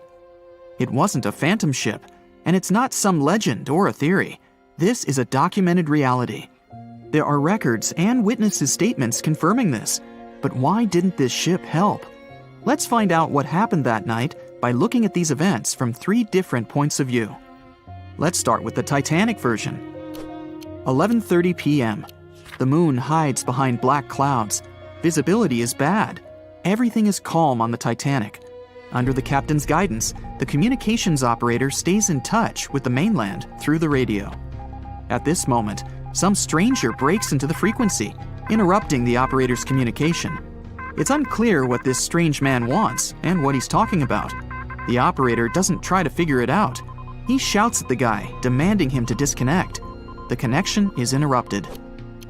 At 11:40 p.m., the Titanic crashes into an iceberg. The ice breaks the hull. Water begins to flood the lower decks. Nobody is panicking yet. 20 minutes later, at midnight, the ship's crew sends a distress signal through the radio frequency. Few people understand how bad the situation really is.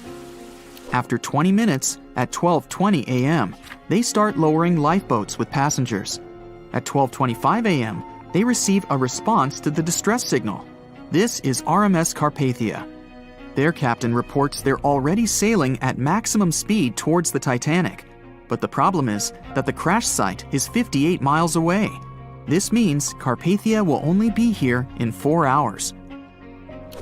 At 12:45 a.m., the sinking ship's crew release rockets into the air.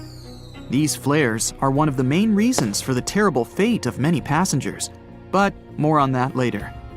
90 minutes later, the Titanic's deck breaks and the ship dives underwater.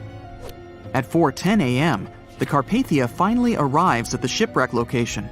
The crew members make heroic efforts to save all the people. They take 705 survivors on board. At this moment, another ship appears.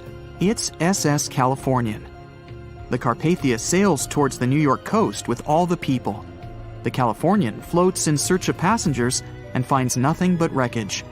The ship was only a few miles away while the Titanic sank into the icy water. The Californian could have saved these people, but did nothing. Its captain, Stanley Lord, made one of the most terrible acts that a sailor can allow. He didn't help a sinking ship. When the world found out about all this, they detested Captain Lord. They couldn't bring charges against him, and the trial didn't punish him. But his career was ruined entirely, as no other ship company would hire him. Despite this, he never confessed he had been guilty. Before he passed away, the captain said it hadn't been his fault. If this was true, then what happened there? This brings us to the Californian version. It's the night of April 14th. The Californian is sailing in the cold waters of the North Atlantic. The ship gets into a section with a lot of icebergs. At 10:10 p.m., Captain Lord stops the ship. It's too dangerous to move around this area, as they can damage the hull. At 11 p.m., the ship starts drifting. It's impossible to move in such conditions with such poor visibility. The captain knows that the Titanic is coming here, so he orders the radio operator to warn the ship about the danger. Radio operator Evans turns on the receiver and tries to contact the Titanic. He spends about 30 minutes on it. The connection is finally established. At this moment, the Titanic radio operator is speaking with the mainland. Evans interrupts this conversation and tries to warn the ship about icebergs. The operator doesn't understand Evans' words. He's annoyed because Evans broke into the channel so brazenly. He shouts at Evans and cuts the connection. Tired, Evans turns off the receiver and informs his superiors about the incident. It's still a mystery how the captain reacted to this news. He probably thought the Titanic knew about the danger. He lets Evans go to bed. If Evans hadn't turned off the radio and waited 1 hour, he would have heard a distress signal from the Titanic. But you shouldn't blame him. At this point, he has no official reason to stay at the transmitter. Evans is too exhausted and can't fight drowsiness. So, Evans goes to bed. The Titanic begins to sink. Its captain sends a distress signal. The operator on board the Carpathia catches it, but the Californian doesn't, since the receiver is turned off. Captain Lord can't sleep. He feels that something is wrong. Meanwhile, the Titanic is rapidly sinking under the water. The captain gives the order to launch rockets into the air. And here is where one of the critical mistakes takes place. They release warning lights, but they are not red. The crew forgot to take red rockets on board for some reason, so they lit up the sky with a bright white light. If you need to send a distress signal, you need to release red lights. Captain Lord sees these lights, but doesn't perceive them as a cry for help. It can't be that there are no standard red rockets on such a massive ship as the Titanic. But, unfortunately, it can. Captain Lord thinks the Titanic is sailing away. Perhaps there is some unknown reason behind those white lights, but he doesn't really know. So, Captain Lord has no idea that the Titanic is sinking. He still decides to contact the ship, but this time, not through radio communication. Captain Lord doesn't wake up the radio operator and sends a signal to the Titanic through a signal lamp. It's important to understand that many old-school captains didn't take radio communication seriously. They didn't understand the value of this technology. That's why Captain Lord doesn't wake up Evans. He sends light signals, but the Titanic doesn't respond. Many survivors later mentioned seeing the flashing lights of the Californian, but there was nothing they could have done. The ship's crew doesn't hear their cries for help. At 2:20 a.m., the Titanic completely goes underwater. A little more than 2 hours later, radio operator Evans wakes up and turns the transmitter on. He hears many rescuers talking about the sunken ship. Evans understands everything. He reports this to the captain. At that moment, the Californian immediately heads to the wreck site. They meet Carpathia there. With the survivors on board, it sails towards New York. The Californian stays sailing and looking for people. They find nothing but wreckage. The Californian returns to the mainland. The news about the ship that could have saved the Titanic is spreading all over the country. The trial begins. Captain Stanley Lord and the crew tell their version. They say their ship had been standing still. Many people don't believe them, and some of the surviving passengers claim to have seen the Californian sailing by. Still, the judge declares them innocent. 1962. Captain Stanley Lord is a very old man. He calls a notary to confess something. The captain makes his last remark about this case. He swears he's not guilty. But if it wasn't the Californian sailing past the Titanic at that moment, then what? The Samson theory could answer that question for us. The sealing ship Samson is sailing in the cold waters of the North Atlantic. The crew aren't sleeping. They carefully study the surroundings. but not because they're afraid of icebergs. They're scared of meeting with the U.S. Coast Guard. The Samson ship's crew catch seals, which is illegal. At 12:45 a.m., Samson's captain sees white signal rockets. The team is sure it's the Coast Guard. They turn off the lights and sail away. It's dark, so they don't notice the sinking Titanic. They return to the coast of Iceland and hear about the disaster. They realize they have abandoned the drowning passengers. The nephew of one of Samson's crew members reads about this story in his uncle's diary. The nephew asks for permission to publish these recordings. All the people realize that Captain Lord wasn't guilty, but unfortunately, he didn't live to see this moment. Actually, it's still unknown who is guilty in this story. 2 ships were nearby the Titanic. Their captains were adequate people. They would have helped save all the passengers. Their fault was that they couldn't understand what the Titanic wanted on that dark night. Someone forgot to put red flares in the box. This small but fatal detail was one of the leading causes of the tragedy. It has recently become a popular location for many tourists looking for the perfect place to get away from it all. If you're lucky enough to catch a sunny day here, it's like no other, I can assure you. Chances are, you'll end up having loads of foggy days, but let's be honest, they have a special allure of their own. This enchanting smile-shaped island is called Sable Island. It's located 190 miles from mainland Nova Scotia. It wasn't accessible to the general public until 2013. That's when it was added to the list of National Parks of Canada. You can get here either by plane or by water. But what's so enchanting about this place anyway? There must be something since the yearly tourist count is growing every year. Firstly, there's a spectacular number of wild horses here. There are between 200 and 500 horses roaming free all over the island. There's also a large population of gray seals. The place is also the only breeding location of a rare bird species called the Ipswich sparrow. If you're already considering a trip here, there are some things you need to know first. Remember that fog I mentioned earlier? Well, it turns out that Sable Island is the foggiest place in the Canadian Maritimes. I'm talking about approximately 127 foggy days each year. During such days, Sable Island literally disappears underneath a thick layer of fog.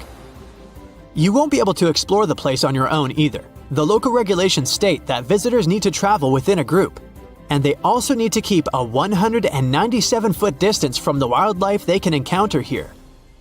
As charming as this place may be, it holds a dark secret hidden beneath the sandy dunes, and it has nothing to do with beautiful creatures living here or the island's unique vegetation. Apart from being known from its horses and seals, Sable Island is infamous for an overwhelming number of shipwrecks. Over the years, about 350 ships have ended their lives here, on these sandbars. When survivors described their experiences, they usually mentioned harsh weather conditions near this mysterious island. The island also made its way into literature when it was described in a book called The Perfect Storm, which was written by Sebastian Junger and published in 1997. The book was so successful that it was later adapted for the big screen in 2000, with George Clooney playing the leading role. The first recorded shipwreck near Sable Island dates back to 1583. The boat was named the HMS Delight and was under the command of British adventurer and explorer Sir Humphrey Gilbert. Only 17 people managed to survive the catastrophe by escaping in a small boat. Records mention that they spent 7 days at sea before reaching the shores of Newfoundland. In 1884, another vessel named the Nicosia struggled in the thick fog as well. The ship was completely destroyed, but fortunately, all 18 crew members managed to survive. The captain's son was almost lost at sea when a lifeboat capsized when he was climbing into it. He somehow managed to stay underneath the lifeboat, which was completely submerged. When this lifeboat righted, he eventually emerged from the water and was rescued for the second time. The years between 1947 and 1999 were relatively quiet on the island. In 1999, though, a yacht called the Merrimack ran aground near the shore of the island at about 2 a.m. on July 27th. The 40-foot fiberglass boat had a crew of only 3 people. Natural gas exploration workers, who were luckily not far away, rescued them. The crew managed to fly safely to Halifax the next day. The owner of the Merrimack tried to recover his boat by hiring local fishermen. Unfortunately, this operation was unsuccessful, since only the fittings of the yacht were eventually saved. It took no more than 6 weeks for the sand and waves to crush and completely break up the hull of the Merrimack. So what is it about this place that's so dangerous for boats? Does it have anything to do with the weather? Or maybe there's other forces at play? The explanation turns out to be a bit more complex, and it wasn't easy to figure out, at least not way back in the 1500s. First of all, the island is located close to one of the world's richest fishing grounds. Since it's also near one of the major shipping routes between Europe and North America, hundreds of vessels sail past it each year.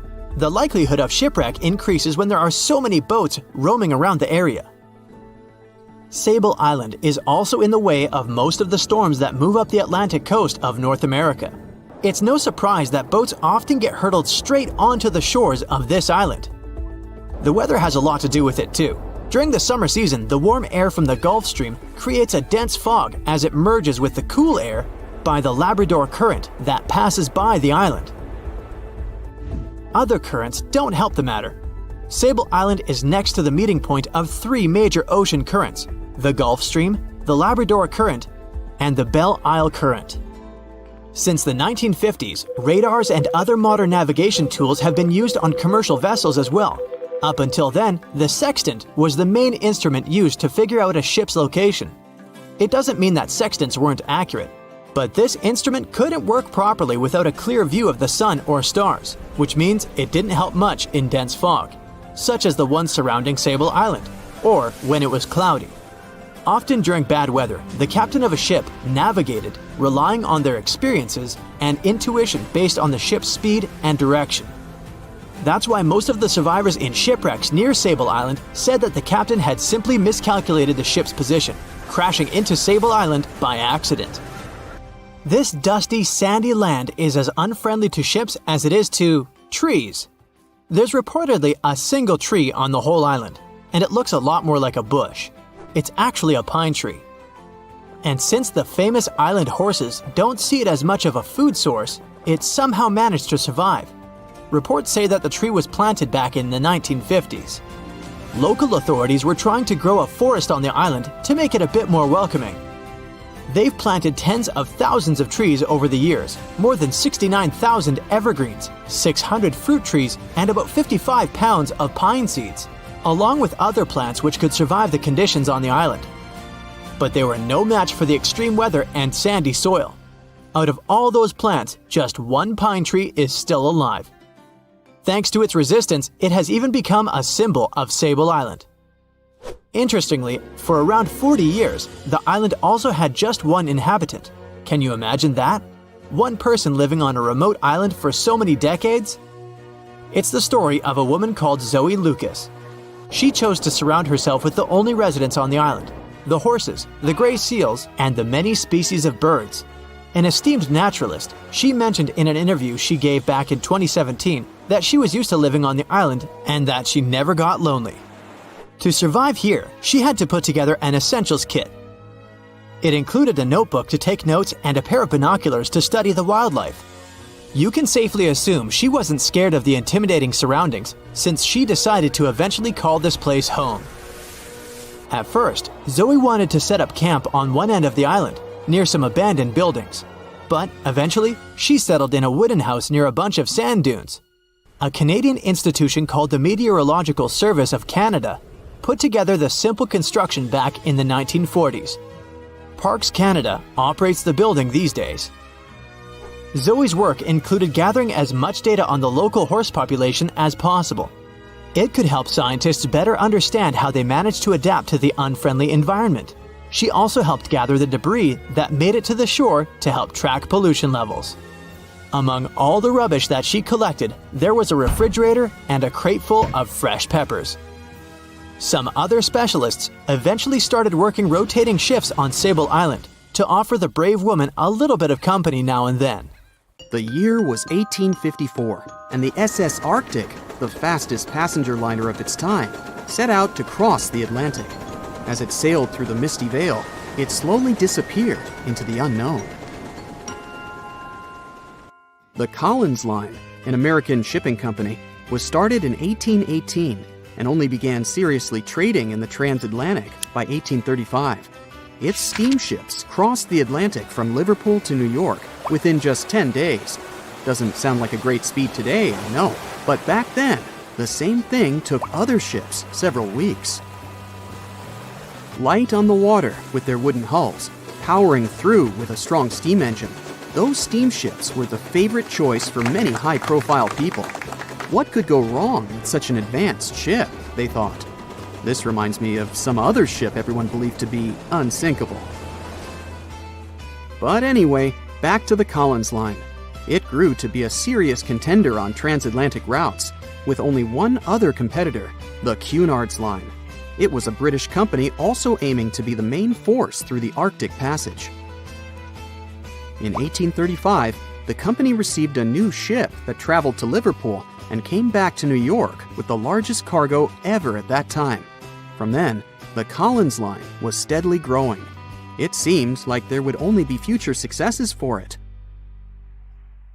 Unfortunately, their lavish ships became costly to run with the amount of coal used. Massive power along with weak wooden hulls meant they needed many repairs after each voyage. So, every trip ended up being expensive. But since the ships were safe and had a great reputation, people were willing to pay the price, and the company was definitely not in crisis. They had achieved something no one had managed to do before them. Like I told you, their ships crossed the Atlantic in a whopping 10 days, and Edward Collins, the owner, was very determined to maintain the pace. Their 5 ships easily outran the Cunard's Line of only 3. With this great praise, it provided more attention. Though the Cunard's ships were slower with their iron hulls, they believed there was still profit, regardless of how slowly they sailed. Among Collins' ships, the Arctic, the third of them to be launched, was the largest, reaching 284 feet long, with 2 side-lever steam engines, each with 1,000 horsepower. The paddle wheels made 16 revolutions a minute when at full speed. At the time of its launch, the press called it the most stupendous vessel ever constructed in the United States. But glamour and fame couldn't avoid what would come next. On the 27th of September, the Arctic was on its journey from Liverpool to New York, continuing a speed pace through the thick fog. It's possible that by that moment, after 4 years of record-breaking trips, the crew became overconfident with their sailing and the ship. Going only 50 miles from Newfoundland, they carelessly continued through the fog with no radio contact, sonar, or any other form of identifying objects, equipped only with Morse code.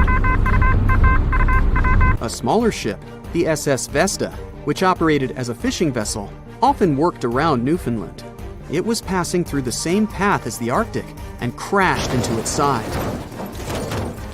Shocked by the collision, the captain of the Arctic offered help to the much smaller Vesta, but it was soon clear that the damage that seemed minor on the Arctic was far worse. Beneath the waterline, a hole was letting water into the hull.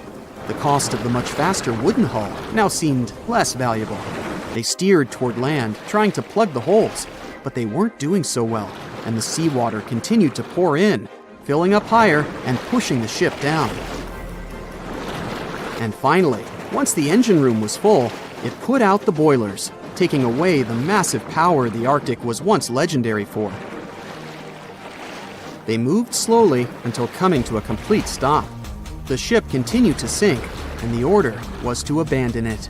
At the time, maritime law allowed for the Arctic to carry only 6 lifeboats, only capable of saving 180 people.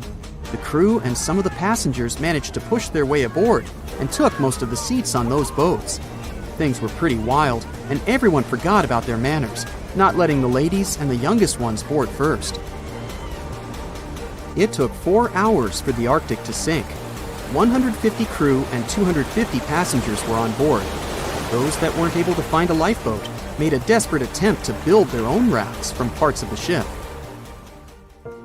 2 days later, only 3 boats made it safely to the shore. The other 3 were never found. Believe it or not, the rescue party also saved some people that had been clinging to the wreckage for 2 days. Unlike the crew, the captain went down with the Arctic, but amazingly survived. He would be only one of 85 people that made it out of the 400 on board. When the news arrived 2 weeks later, the public responded with great sadness to the losses. Great anger soon followed towards the poor safety measures in the crew. The press published demands to change the laws for more lifeboats. It only made sense to have enough for every person on board a ship. But they ignored those requests. This neglect would lead to more disasters in the future. Enough lifeboats would only come into maritime law some 60 years later, after the disaster of the Titanic. Edward Collins' wife and 2 children were also aboard the ship and didn't return. He was heartbroken, but didn't stop running his business. The Collins line still had a reputation to uphold, the biggest, fastest, and most luxurious on the Atlantic. Edward Collins would now build an even better ship than any other. It was named the Adriatic, and it was the largest ship in the world, 354 feet long. With 2 alternating steam engines that had never been built of this size. These steam engines at the time were at the height of engineering, though today you can only see them in models and toys. With the new addition of 2 masts, the Adriatic would also be able to sail if needed. Luckily, they made some lessons from the disaster of the Arctic. But before their new ship, the Adriatic, was built, another disaster had occurred. The sister ship of the Arctic had also sunk. They believe this second ship was desperate to stay in front of the Cunard's line and hit an iceberg somewhere during the race.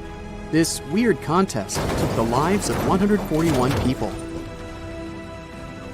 The desperation of Collins and his weakly built hulls pushed the company towards bankruptcy in 1858. The newly built Adriatic, costing over $1 million, had only made 1 voyage in the end. And even that voyage was considered a disaster. The ship collided with a tugboat. It still managed to finish its maiden voyage at a suitable time. After the company had gone bankrupt, they had to sell the ship for only $50,000. They removed the great giant engines, replacing them with only sails. Although it was once the greatest ship on the high seas, it was only 30 years later until it was abandoned, labeled irreparable, and anchored in a river. The other remaining ships were also sold and only used for parts. Edward Collins left the industry altogether, seeking work on dry land instead. As the Collins line was no longer in the mix, the Cunards would grow in strength. Without competition, they would win the Blue Ribbon for the next 30 years, and 180 years later, after producing hundreds of ships. They still have a constant presence on the seas as they provide transatlantic crossings, world voyages, and leisure cruises. To this day, the Cunard line is the only one to run ships between Europe and America, and it's great proof that it's not always the fastest that's the best. So in 2017, over 25 million people boarded cruise ships all over the world. Now, if you're keeping count, that's more than the total population of Greece. It's become America's favorite choice when it comes to going on vacation. It's easy to see why hopping aboard a cruise ship becomes more popular each year. Heading out on a cruise is also coming back in style with newer generations. 2/3 of Gen Y and Millennials say that cruising is their new preferred type of vacation. How's that? Well, let's see. It's easy to plan in advance. On board, you can find activities for all family members, and you get a chance to visit several different destinations in one trip. An added bonus of booking a cruise? You can sample various places for a future time off. The entertainment on board is often top-notch. providing passengers with an added taste of luxury. And the amenities and accommodations are generally very reliable.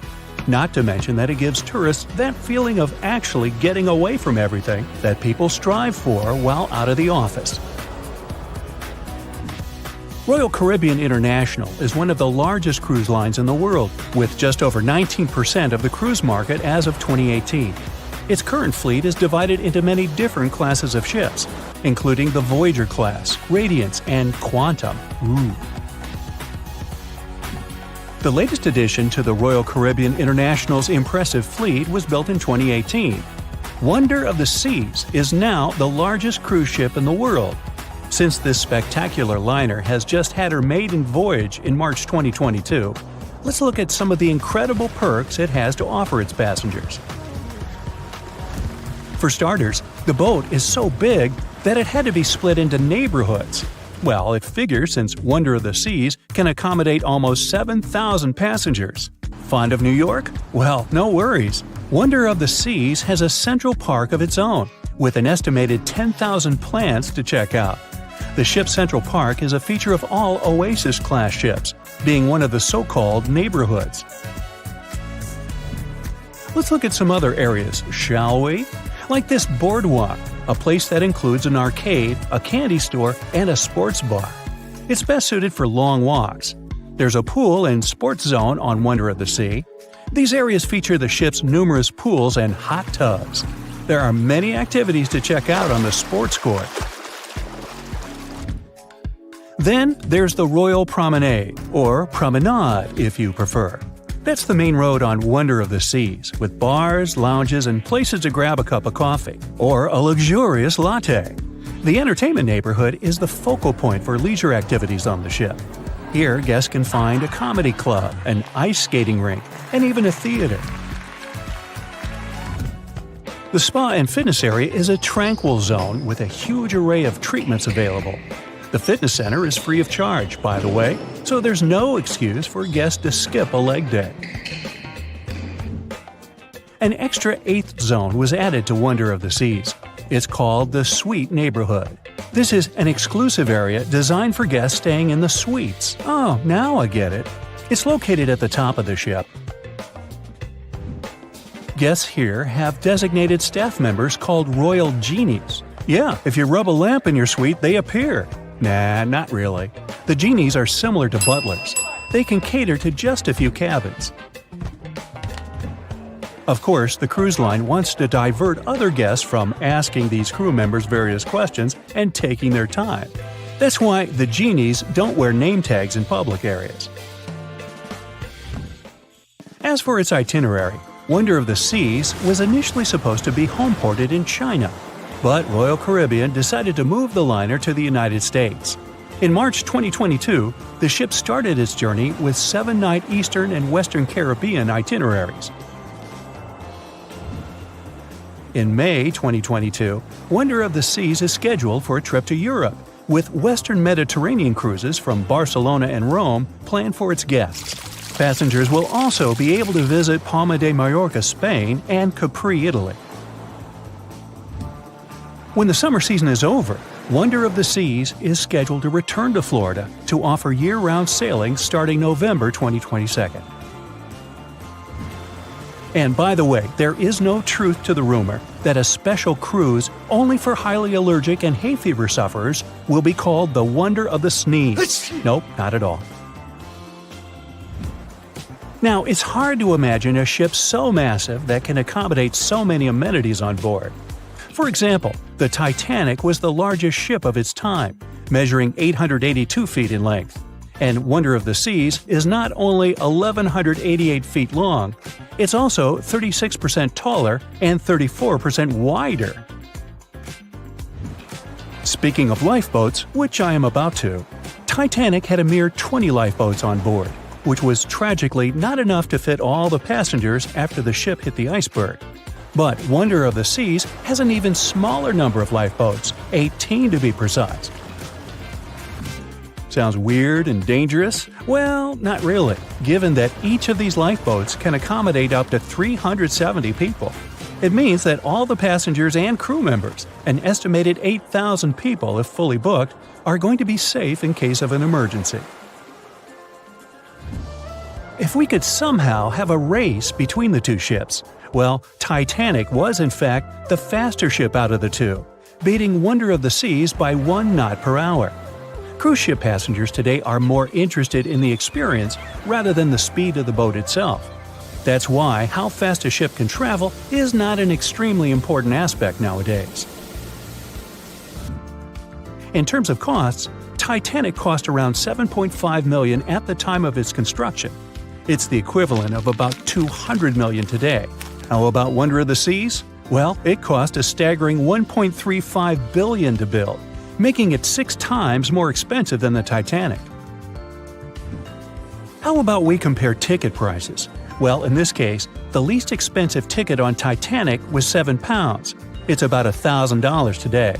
The cheapest ticket on Wonder of the Seas is currently $423, but prices may vary depending on the location, season, itinerary, and how much you tip your royal genie.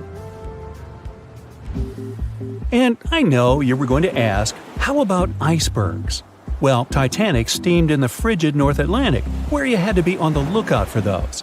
Wonder of the Seas will be cruising the balmy Caribbean, where the worst thing you can hit on is 17 in blackjack. Oops, busted.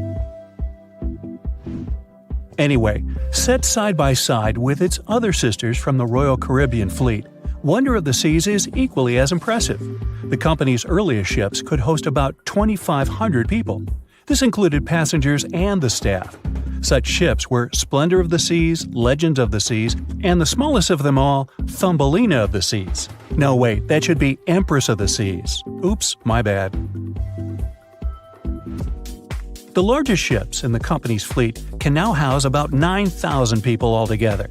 That's almost 3 times the size and capacity of the earlier liners. Wonder of the Seas is one of them, as well as Harmony of the Seas and Symphony of the Seas.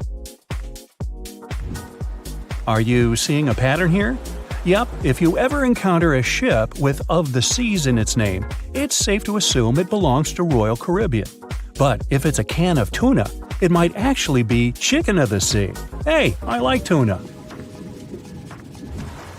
Now, choosing between cruise ships based on their size is like wondering if you should visit your local museum or the Louvre in Paris. It all depends on your preferences. Some families prefer small settings. Others are fan of large spaces that can provide everything they need. Historically, it's equally as exciting how far we've come in terms of maritime transportation.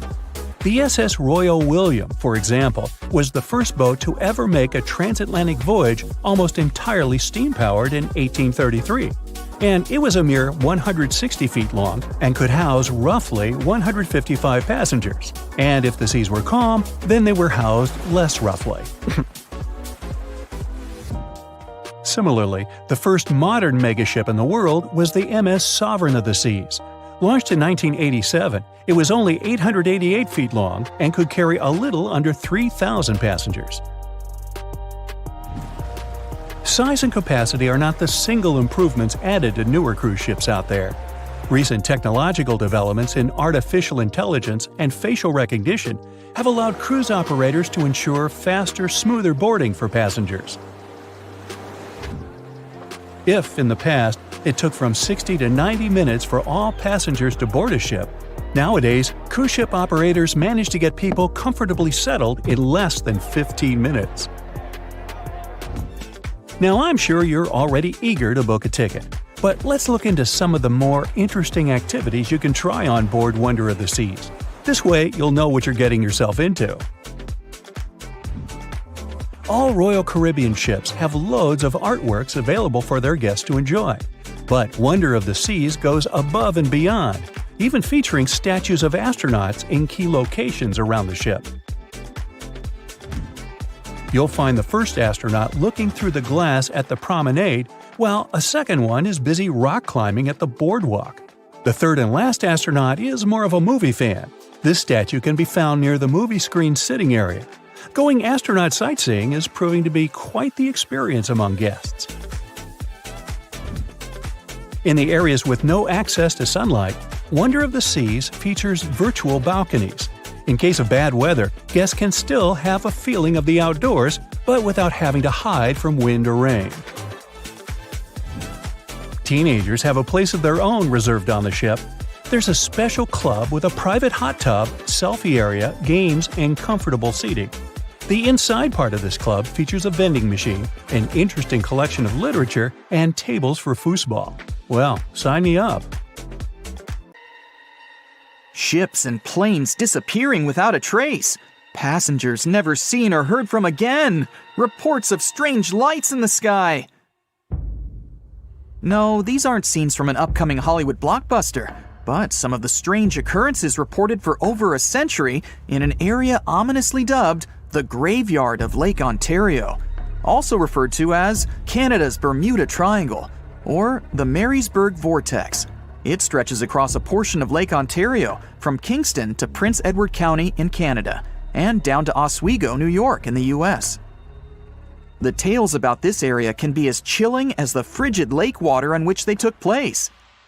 The most unsettling story involves the schooner called the Bavaria. It was 1889, and the ship was being towed across the lake. Rough waters severed the tow rope, and the Bavaria floated away. Luckily, the schooner was later found safe and fully intact. But there was one thing missing: the crew! Not a single person was found on board.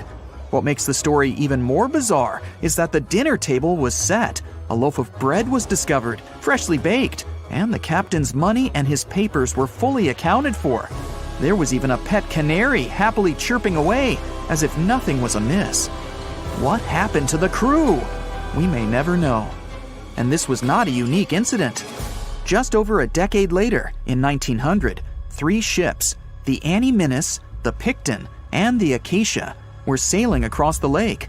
But only 2 would make it to their final destination. The third one, the Picton, was speeding ahead of the others when it simply vanished.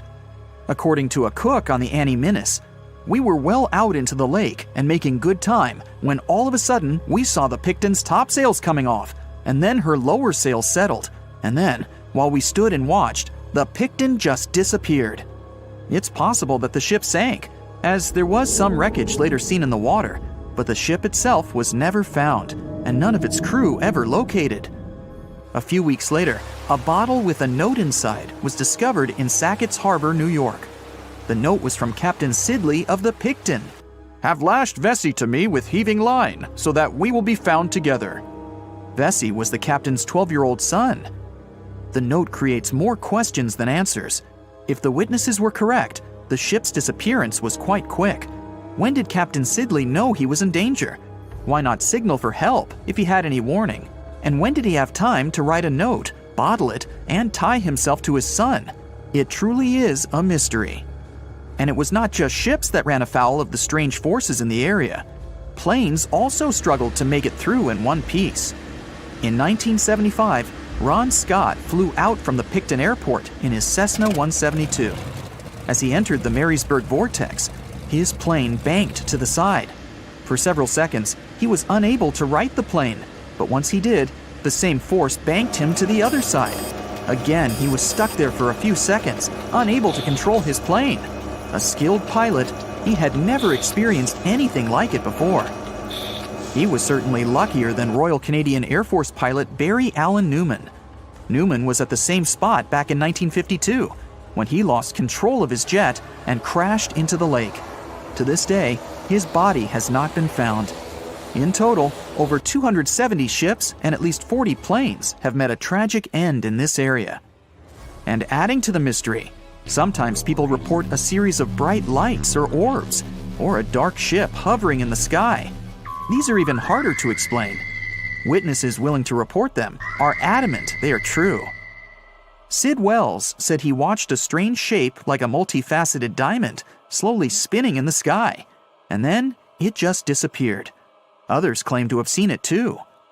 Of course, the Marysburg Vortex is just one of several places around the world known as vile vortices, a term coined by biologist and writer Ivan T. Sanderson. He discovered 12 other equally spaced areas on the surface of Earth where funny things happen. The best known of these, of course, is the dreaded Bermuda Triangle. Situated in the Atlantic Ocean between Bermuda, Florida, and Puerto Rico, it has been blamed for the disappearance of thousands of people. They went in, on boats or in planes, but they never came out. Even the explorer Christopher Columbus experienced the mystery of the Bermuda Triangle during his first voyage to America in 1492. He said the compasses pointed in the wrong direction, the sea levels seemed to change dramatically, and he even spotted strange lights in the sky. In 1918, the USS Cyclops, which was one of the US Navy's biggest fuel ships, disappeared there. Since the 309 crew members were declared lost at sea when the Cyclops vanished, it's seen as the largest loss of life in the history of the US Navy in a single incident. At the time, the weather was good. The one message sent that day from the ship indicated no issues or concerns, and a distress signal was never sent. A thorough naval investigation followed. Its conclusion? Many theories have been advanced, but none that satisfactorily accounts for the ship's disappearance. In other words, the investigators were stumped. There's also the Dragon's Triangle, located in the Pacific Ocean. The most disturbing story involves a group of Japanese vessels that disappeared in the 1950s. When researchers were sent to investigate what happened, they too disappeared. In each case, it's impossible to truly know what occurred, and it's easy to get caught up in stories of giant sea monsters lurking beneath the waves. Who doesn't like a good scare? And Sanderson was willing to accept the possibility of such stories being true. He believed the vile vortices that he studied could be explained by anything from a wrinkle in the space-time continuum to magnetic abnormalities to underwater people. Of course, Sanderson was not only a huge fan of strange places, he also wrote about strange creatures like Bigfoot and the Loch Ness Monster. His skills as an impartial scientist are questionable, though. In 1948, he claimed that some three-toed footprints found at Clearwater Beach in Florida were proof of 15-foot-tall penguins, arguing that they were impossible to fake. In 1988, Tony Singerini revealed that he and his friend, attaching some cast-iron feet to his high-top sneakers, were behind the giant penguin hoax. So maybe Sanderson isn't the most reliable source after all, but there are also some very compelling and wholly natural explanations. Let's look specifically at the Marysburg Vortex. It's entirely possible that ships like the Bavaria and the Picton were done in by a mix of bad luck and bad weather. Unsettled weather is certainly not uncommon on Lake Ontario, and flash storms on the open water can prove dangerous to the most skilled sailor. And even today, with advances in weather forecasting, we get it wrong all the time. Back then, there was no way to predict that a storm was just around the corner. And the weather was just one issue. Historian Mark Seguin said that the area was always known to be dangerous, as the lake bed quickly becomes shallow along the eastern shore. There are also small rocky islands and shoals scattered throughout the area, making sailing a risky venture, especially for larger vessels or those weighed down by heavy cargo.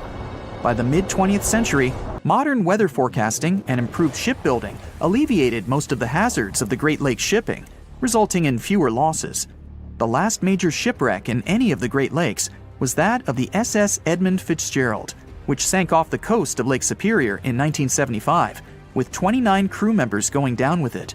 It seems the vortex is no match for human progress. And as for lights or images in the sky, in most cases, it's the result of an interesting phenomenon called thermal or temperature inversion. When this happens, a layer of warm air becomes trapped under cold air. This can result in mirages or reflections. So, a light on the ground that is miles away can be reflected in the sky, giving the impression of a flying object. Other parts of the mystery may be solved with a little time. Lake Ontario's freshwater and frigid temperatures help preserve the ships and planes that came to rest there. As divers and researchers continue to explore the area, maybe we'll finally learn the fate of the Bavaria, the Picton, Captain Sidley, and his son. This place has no time zone, no landmass, and the sun rises and sets here just once a year. For over 400 years, since the era of King Henry VIII, thousands of explorers from all over the world were trying to reach this elusive spot, the North Pole. Some were hoping to find a northwest or northeast passage to China and the Indies, and others just wanted to see what it was like. In 1773, the British Royal Navy organized the first scientific expedition to the North Pole.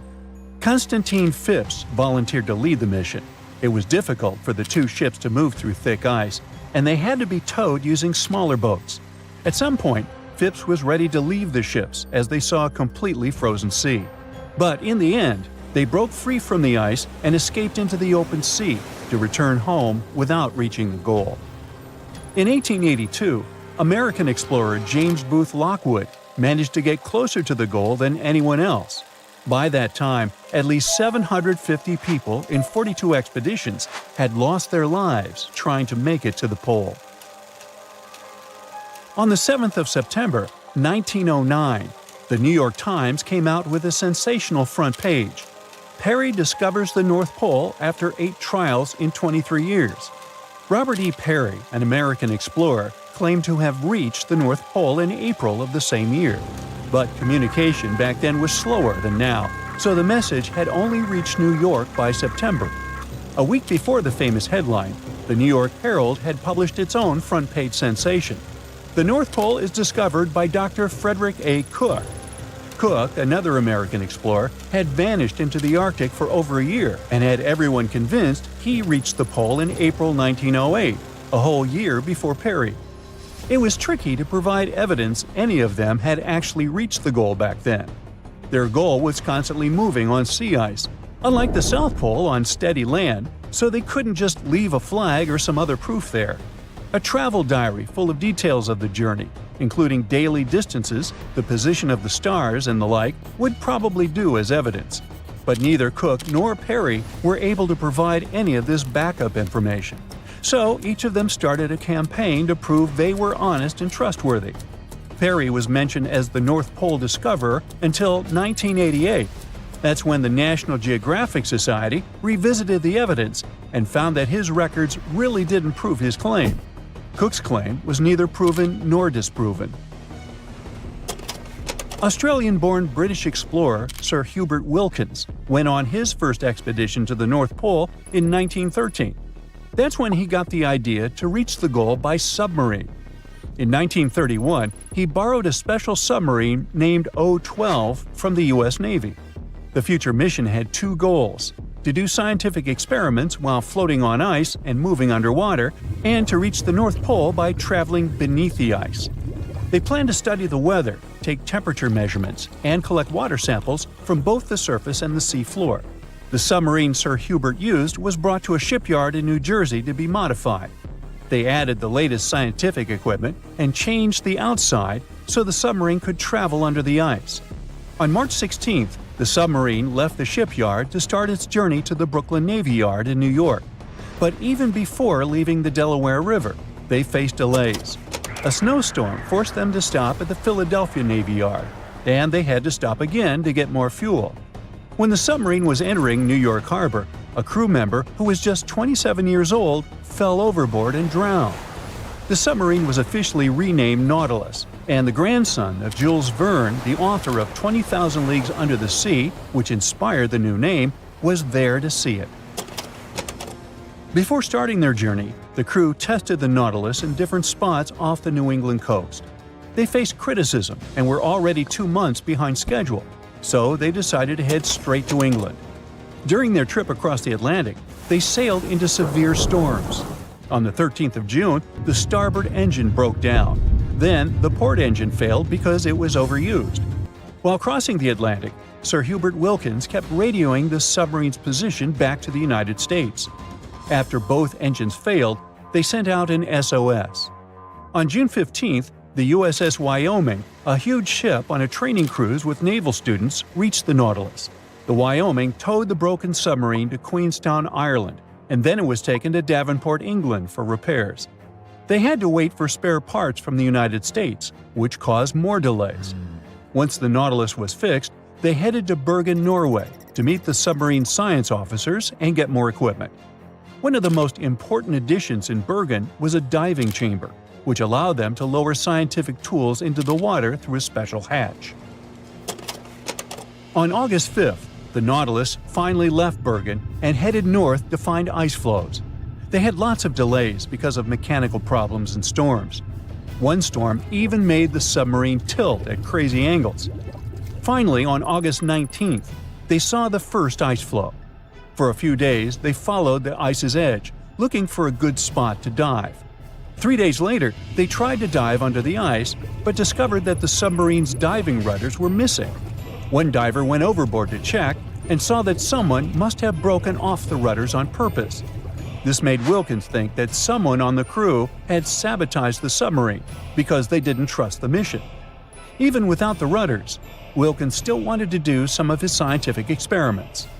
On the last day of August, they found a way to force the Nautilus under a 3-foot-thick ice floe. They had to fill the ballast tanks and adjust the trim. They managed to make more dives under this ice this way before the journey ended. After a few more days of trying to do research, Wilkins decided it was too dangerous to stay at sea. The Nautilus arrived at Svalbard, the Norwegian archipelago between mainland Norway and the North Pole, on September 8th, after going through the worst storm of the trip. They planned to go to a port in England, but another storm caused a lot of damage and made the engines fail, so they had to stop in Bergen again. After getting permission from the United States Shipping Board, the Nautilus was towed out of Bergen and sunk in a Norwegian fjord on November 13, 1931.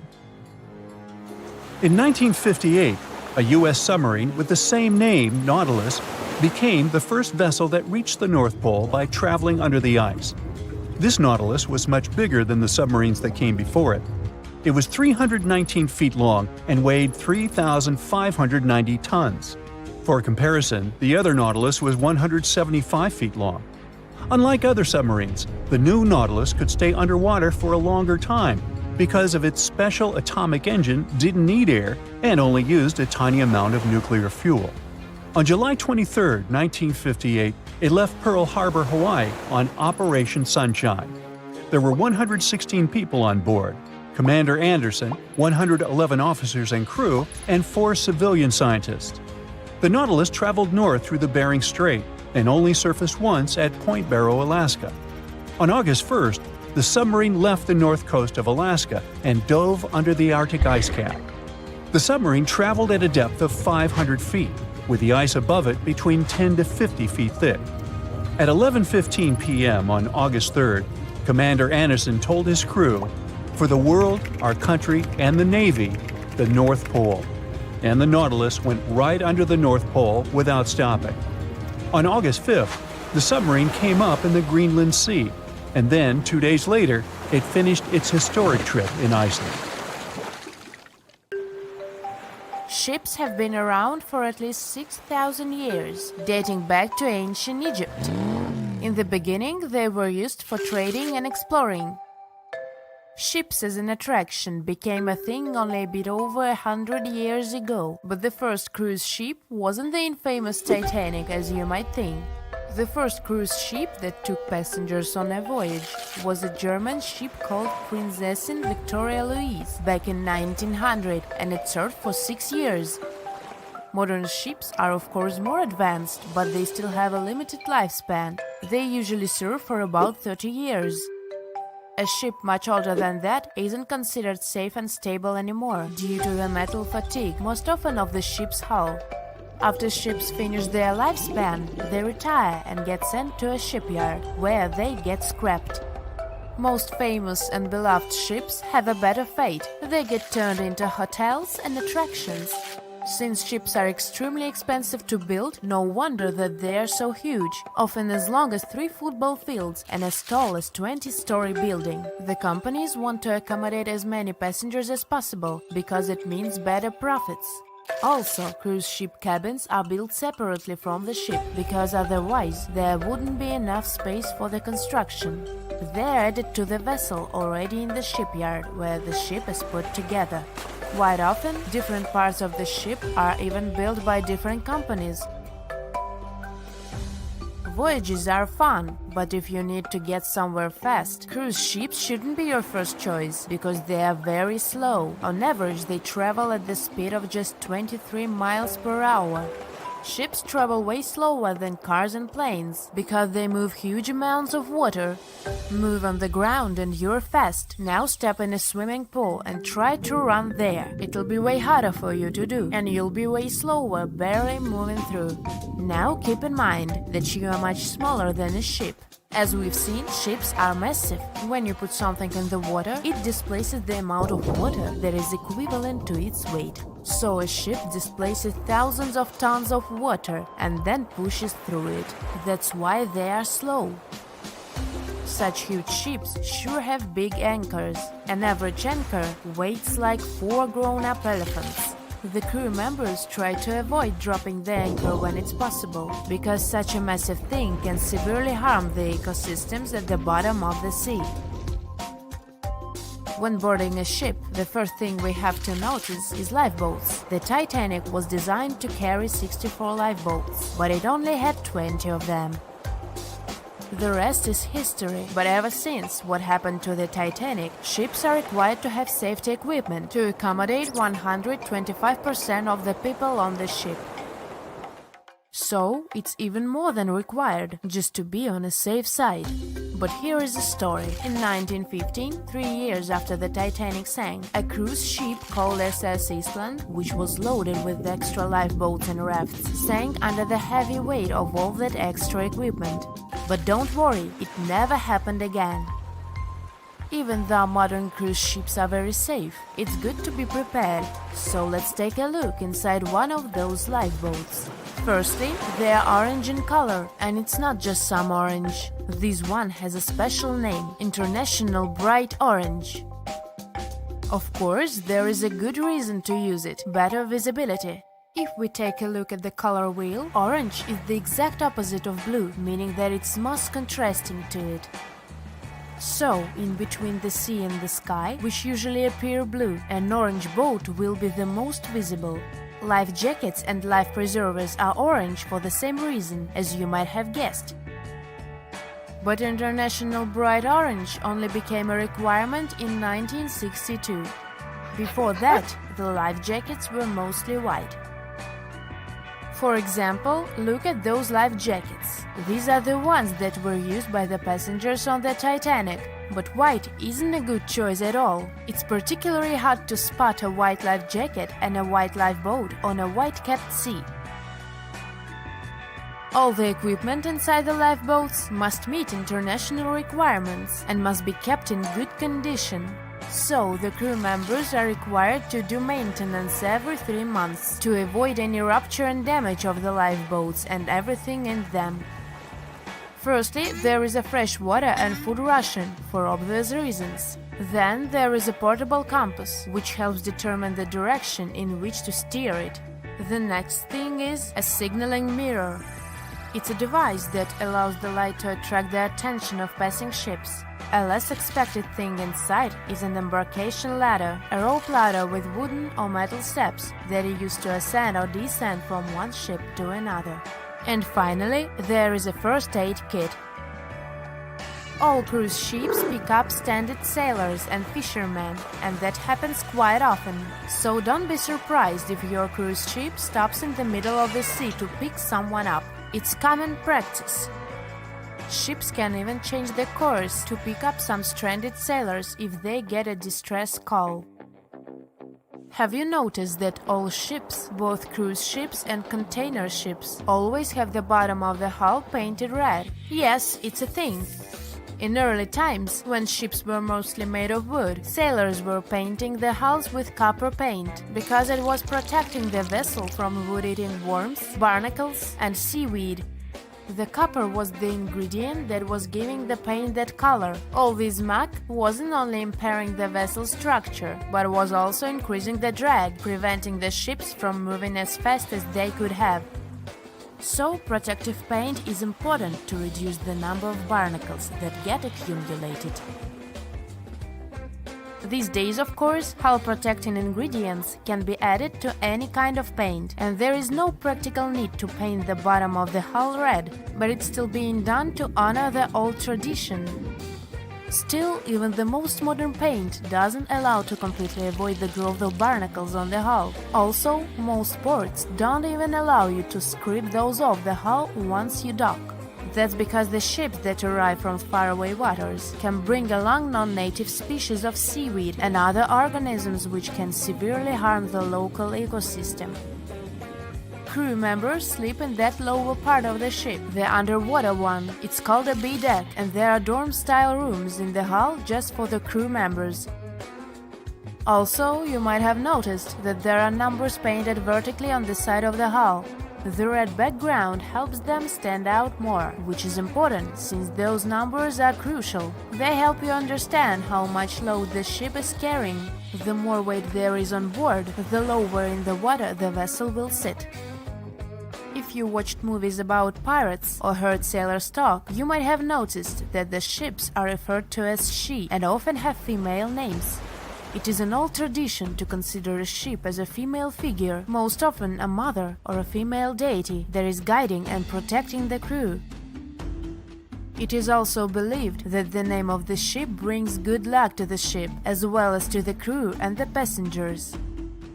People who spend their lives in the sea have many superstitions regarding boats. Finding a cat aboard is considered good luck, even if the cat is black. They are very handy because they hunt mice, therefore keeping the ship clean and safe. But bananas aboard is a no-no. It's especially common among fishermen. They believe that if there are bananas in the boat, the fish won't.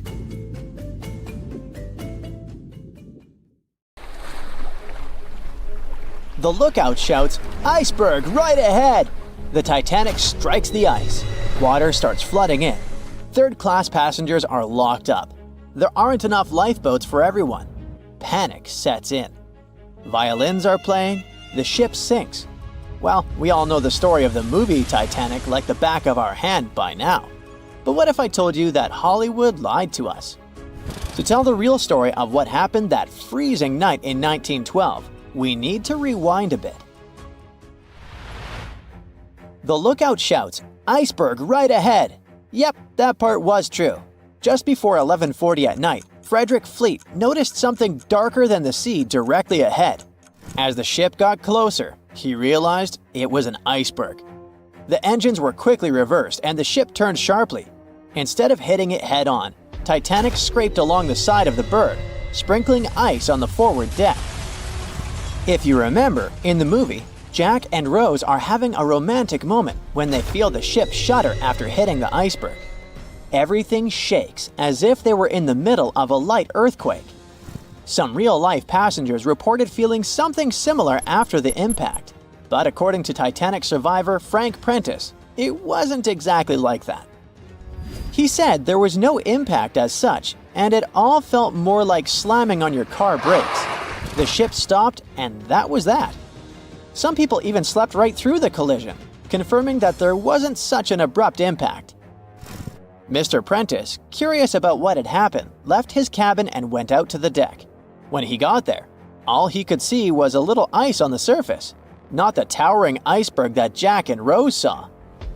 But as we all know by now, the real damage happened below the waterline, where the iceberg had a jagged spur that slashed a 300-foot gash in Titanic's hull.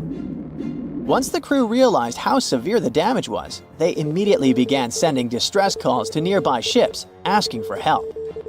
At some point in the movie, the radio operator goes to the captain and says there is only one ship nearby, the RMS Carpathia, which later ends up rescuing many passengers. But in real life, there were more ships around. It's believed that the SS Californian was only about 23 miles away. This ship might have actually seen the Titanic sinking, or at the very least, seen its rockets exploding high in the sky. Yet, for reasons we will never fully understand, they didn't try to help. Let's get back to the story. Now, people need to get off the ship. At 12:45, lifeboat number 7 was the first to be lowered, just like in the movie. Women and children were told to go first.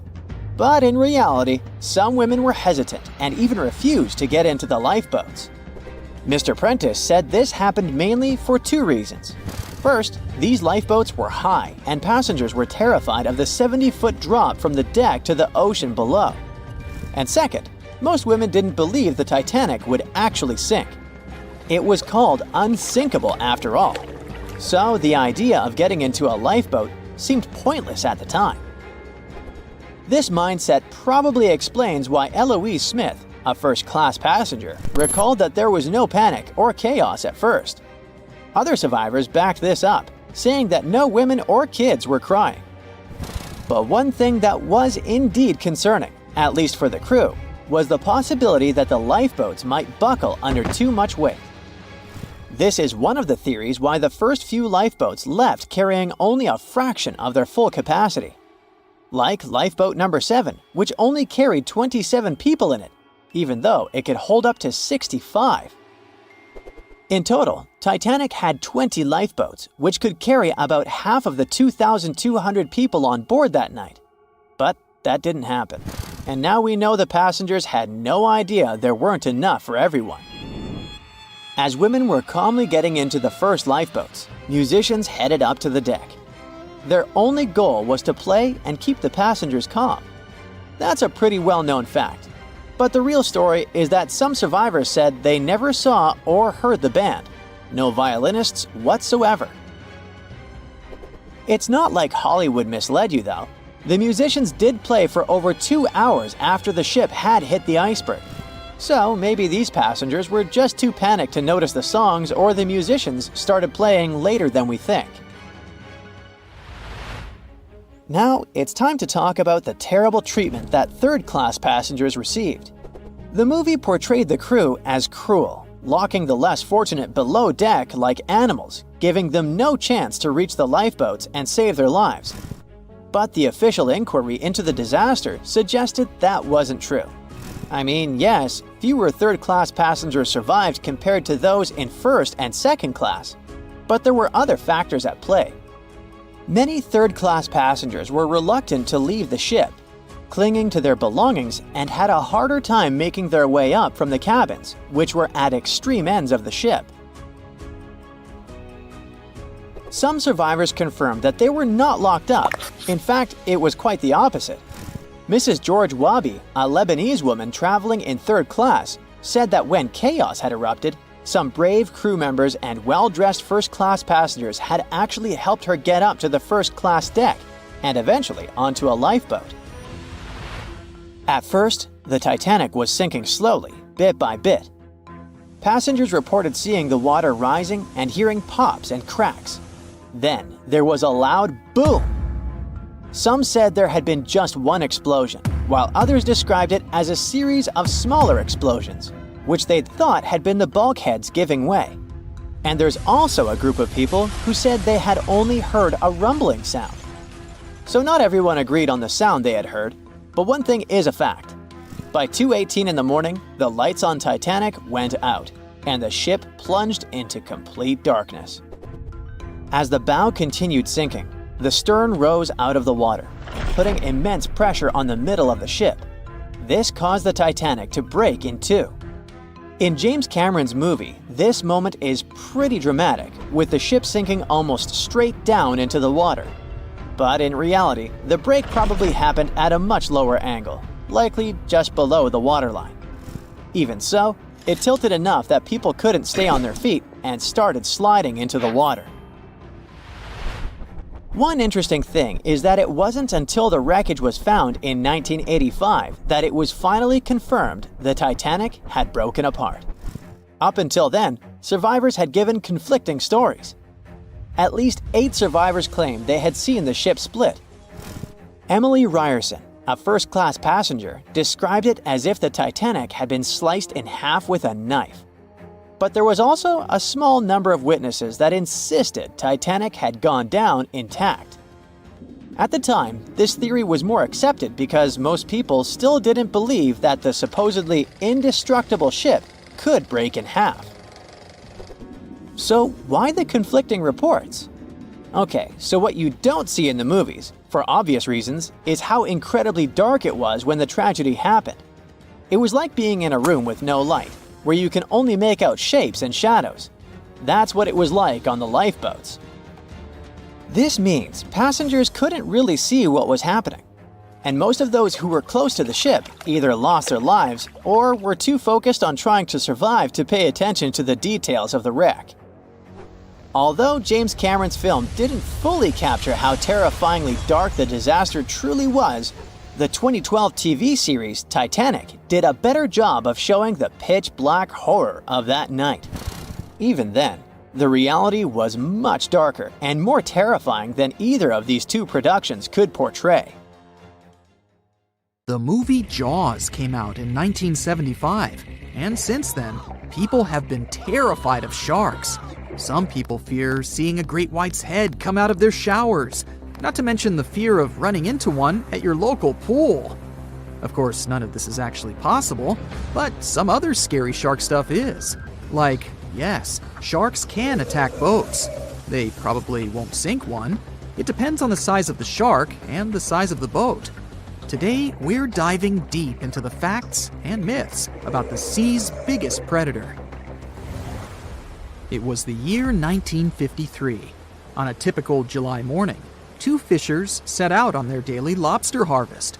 They took their white-hulled dory out to sea off the coast of Cape Breton Island in Nova Scotia, Canada.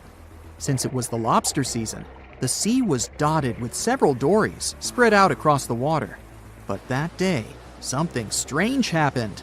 As soon as they put the dory at sea, they noticed a large dorsal fin chasing after their boat. They were surprised to see that the shark would follow their boat's every move. For an entire week, they took out their white dory from the harbor, and the shark followed them around. Until one morning, as the men were alone at sea, the shark charged at full speed at the boat and smashed a 7-inch hole in its bottom. The boat turned over, and both men fell into the water. The shark didn't come after the men, though. Instead, it swam away and disappeared for good. To clarify, a dory is a small, fragile boat usually measuring 16 to 23 feet long. So how long did that shark need to be in order to sink it? Well, as soon as the boat was retrieved from the ocean, researchers found something interesting. One of the shark's teeth was found stuck in the hull. According to Harvard experts that analyzed the tooth, it most certainly belonged to a 12-foot white shark that weighed around 1,200 pounds. One thing intrigues scientists a whole lot. The great white didn't seem to be interested in the man aboard, but rather in the boat itself. The question is, why? Some people suppose that this great white followed the dory around because it was white, and the animal probably thought it was some big white mammal. It's not the first boat a shark has attacked. You see, sharks don't attempt to sink boats because they're mean and evil. Rather, it's due to murky waters and hard materials that make them mistake inanimate objects for their usual lunch menu. But that's not what we've learned from popular culture. In Jaws, the protagonist shark managed to poke several holes in the orca as it rammed the boat. The orca was a Nova Scotia-style fishing boat made out of wood planks. It wasn't a huge boat, so it seemed plausible that a great white could ram it. But, according to Mythbusters, that's very far from the truth. A great white swimming at its maximum speed wouldn't be able to take down a medium-sized fishing vessel. The same goes for bigger boats. Some bull sharks or great whites can turn over smaller vessels, though, like kayaks or small boats. If this happens, it's most likely because they think it's a sea mammal and nudge it before taking the first bite. No scientist can say for sure why they do this, only that it's usually a misunderstanding on behalf of the animal. The Shark Research Committee, a nonprofit scientific research organization, has documented a lot of shark attacks on inanimate objects and is trying to answer that question more thoroughly. So far, they've observed several attacks on objects such as crab trap buoys and inflatable float bags. The website has also registered 2 famous attacks on boats. The first one happened in 1959, and a shark left a tooth on the hull of a boat. Researchers later identified it as belonging to a 12-foot great white. The report of the other attack, which happened in 1989, claims that a boat was circled by a great white before the animal swam at the vessel at full speed and hit the boat several times. Of course, those who suffer the most from shark attacks and encounters aren't boats, it's surfers. As far as we know, surfers look like giant wobbly seals from the shark's perspective. According to the Shark Research Committee, there have been 41 confirmed shark attacks on surfers on the west coast of North America over the course of the last century. So, should we be so afraid of sharks after all? Let's learn more about these magnificent sea creatures. Off the top of your head, how many shark species can you name? 4, 8, 10? Well, there are over 500 species of sharks swimming in the ocean. They vary from tiny specimens, about the size of a human hand, to up to 39-foot-long creatures. The largest species of shark are actually not great whites, but whale sharks. And even those are small compared to the great megalodon. This ancient creature that lived around 20 million years ago reached an unimaginable length of 60 feet. By comparison, that's the same as 2 to 3 buses placed one after another. I wouldn't swim in megalodon-infested waters even if you dared me, that's for sure. We know that sharks are very good hunters, but why is that so? Their bodies seem to have been strategically built for speed. Instead of having a bone skeleton, like us humans, sharks have a cartilage skeleton, which makes them much lighter and also super fast swimmers. Each species of shark hunts depending on its nutritional needs. So, shark species that grow to an average of 3 feet have a diet based on fish.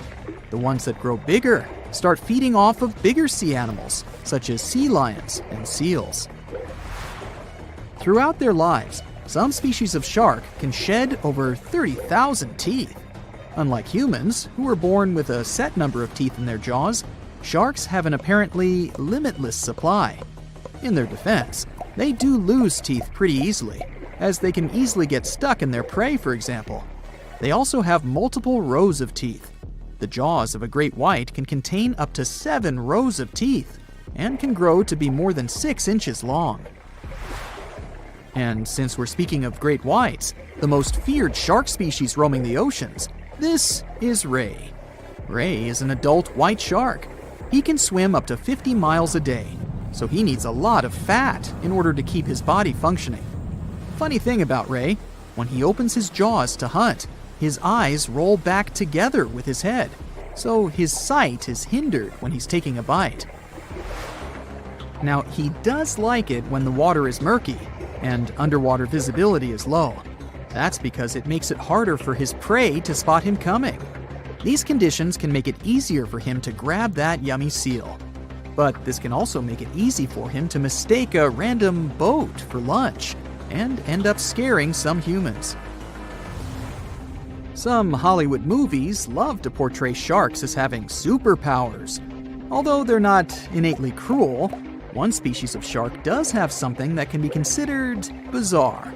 Hammerhead sharks, one of the most dangerous species of sharks, have a sort of sixth sense. Inside their heads, they have electroreceptor organs called ampullae of Lorenzini.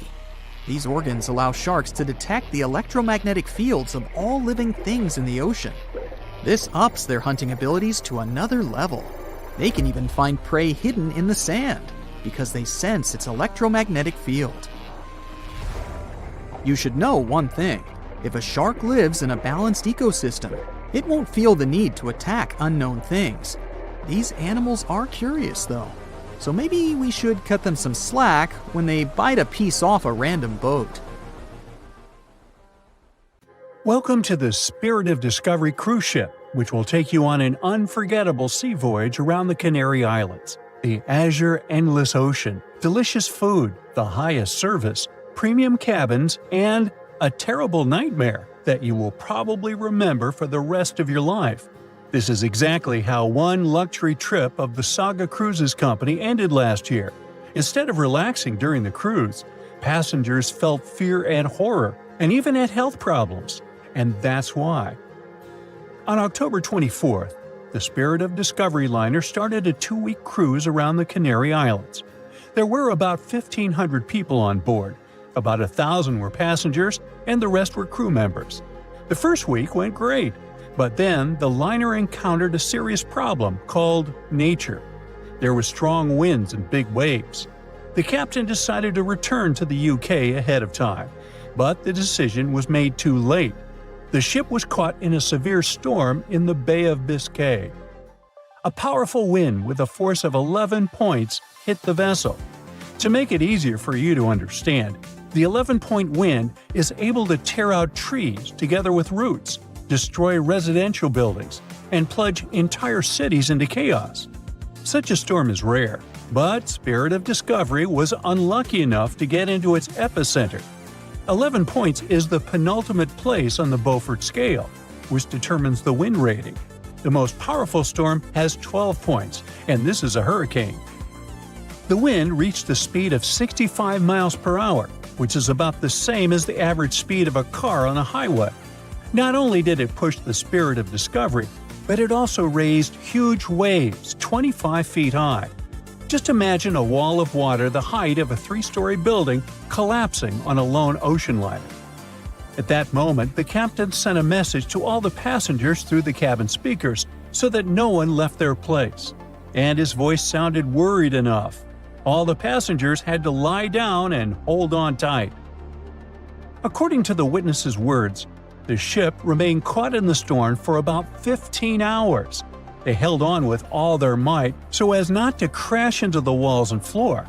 All this time, tables were flying around the ship, dishes were breaking, furniture was moving all over the cabins.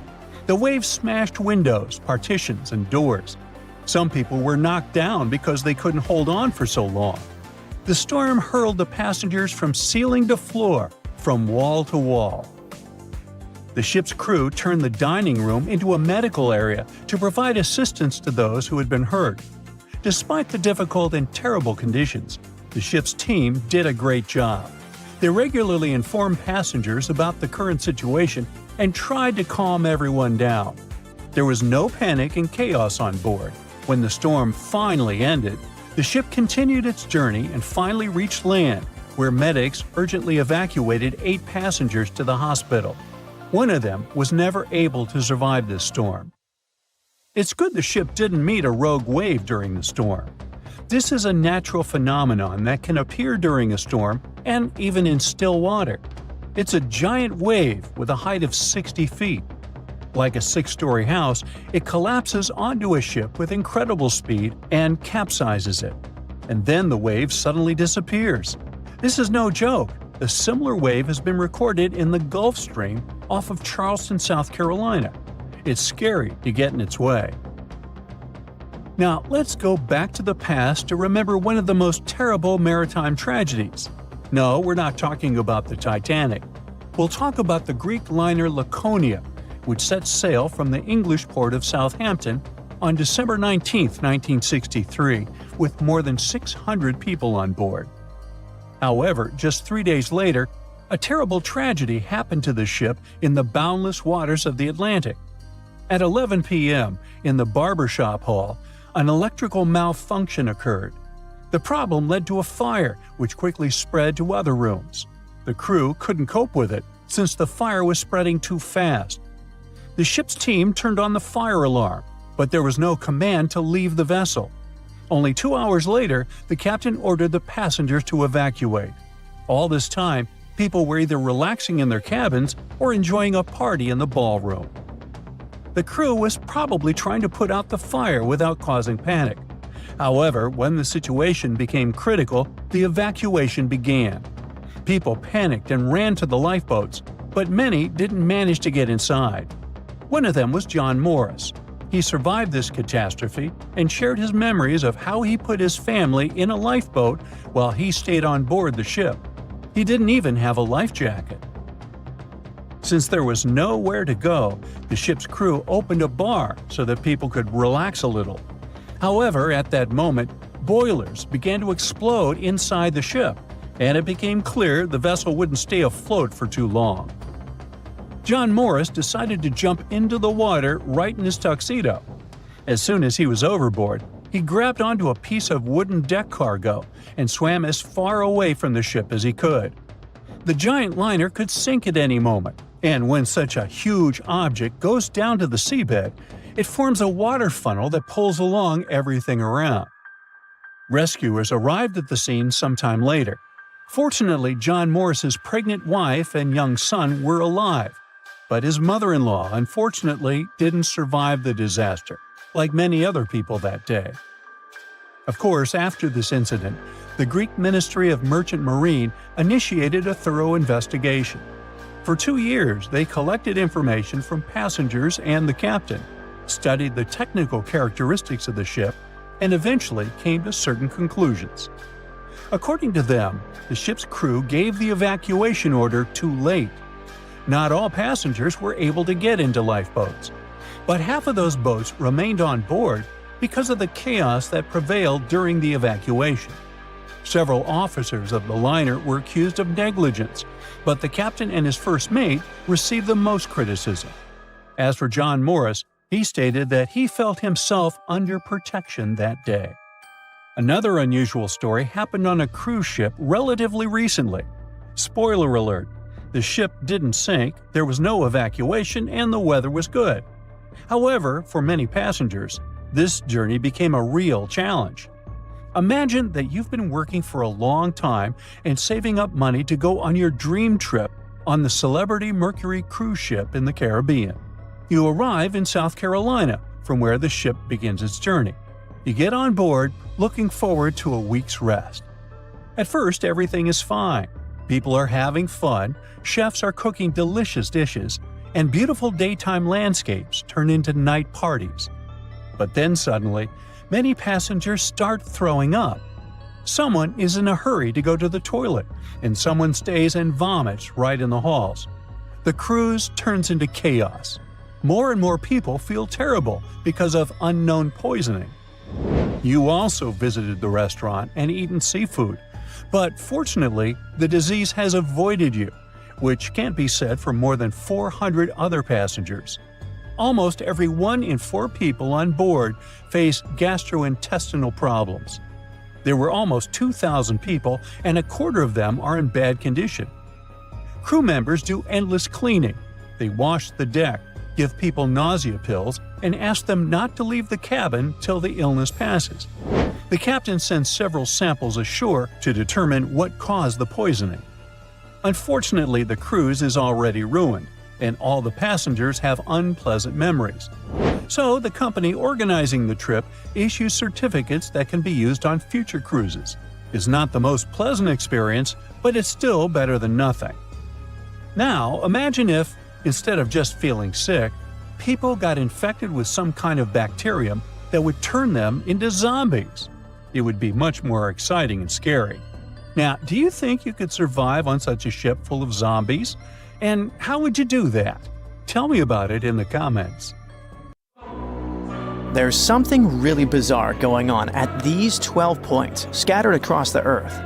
The vile vortices, as they're called, are these creepy spots over the Tropic of Cancer, the Tropic of Capricorn, and the North and South Poles, where weird forces seem to take over. You've probably heard of the most famous one, the Bermuda Triangle. It's believed that more than 50 ships and 20 airplanes have mysteriously disappeared in this area, which is located between Florida, Bermuda, and Puerto Rico. But what most people don't realize is that the Bermuda Triangle actually has 11 siblings, and these other spots can be even more terrifying. Let's start with Mohenjo-Daro. This was a thriving city located in what is now Pakistan. Built around 2500 before the Common Era, this urban center was once home to about 40,000 people.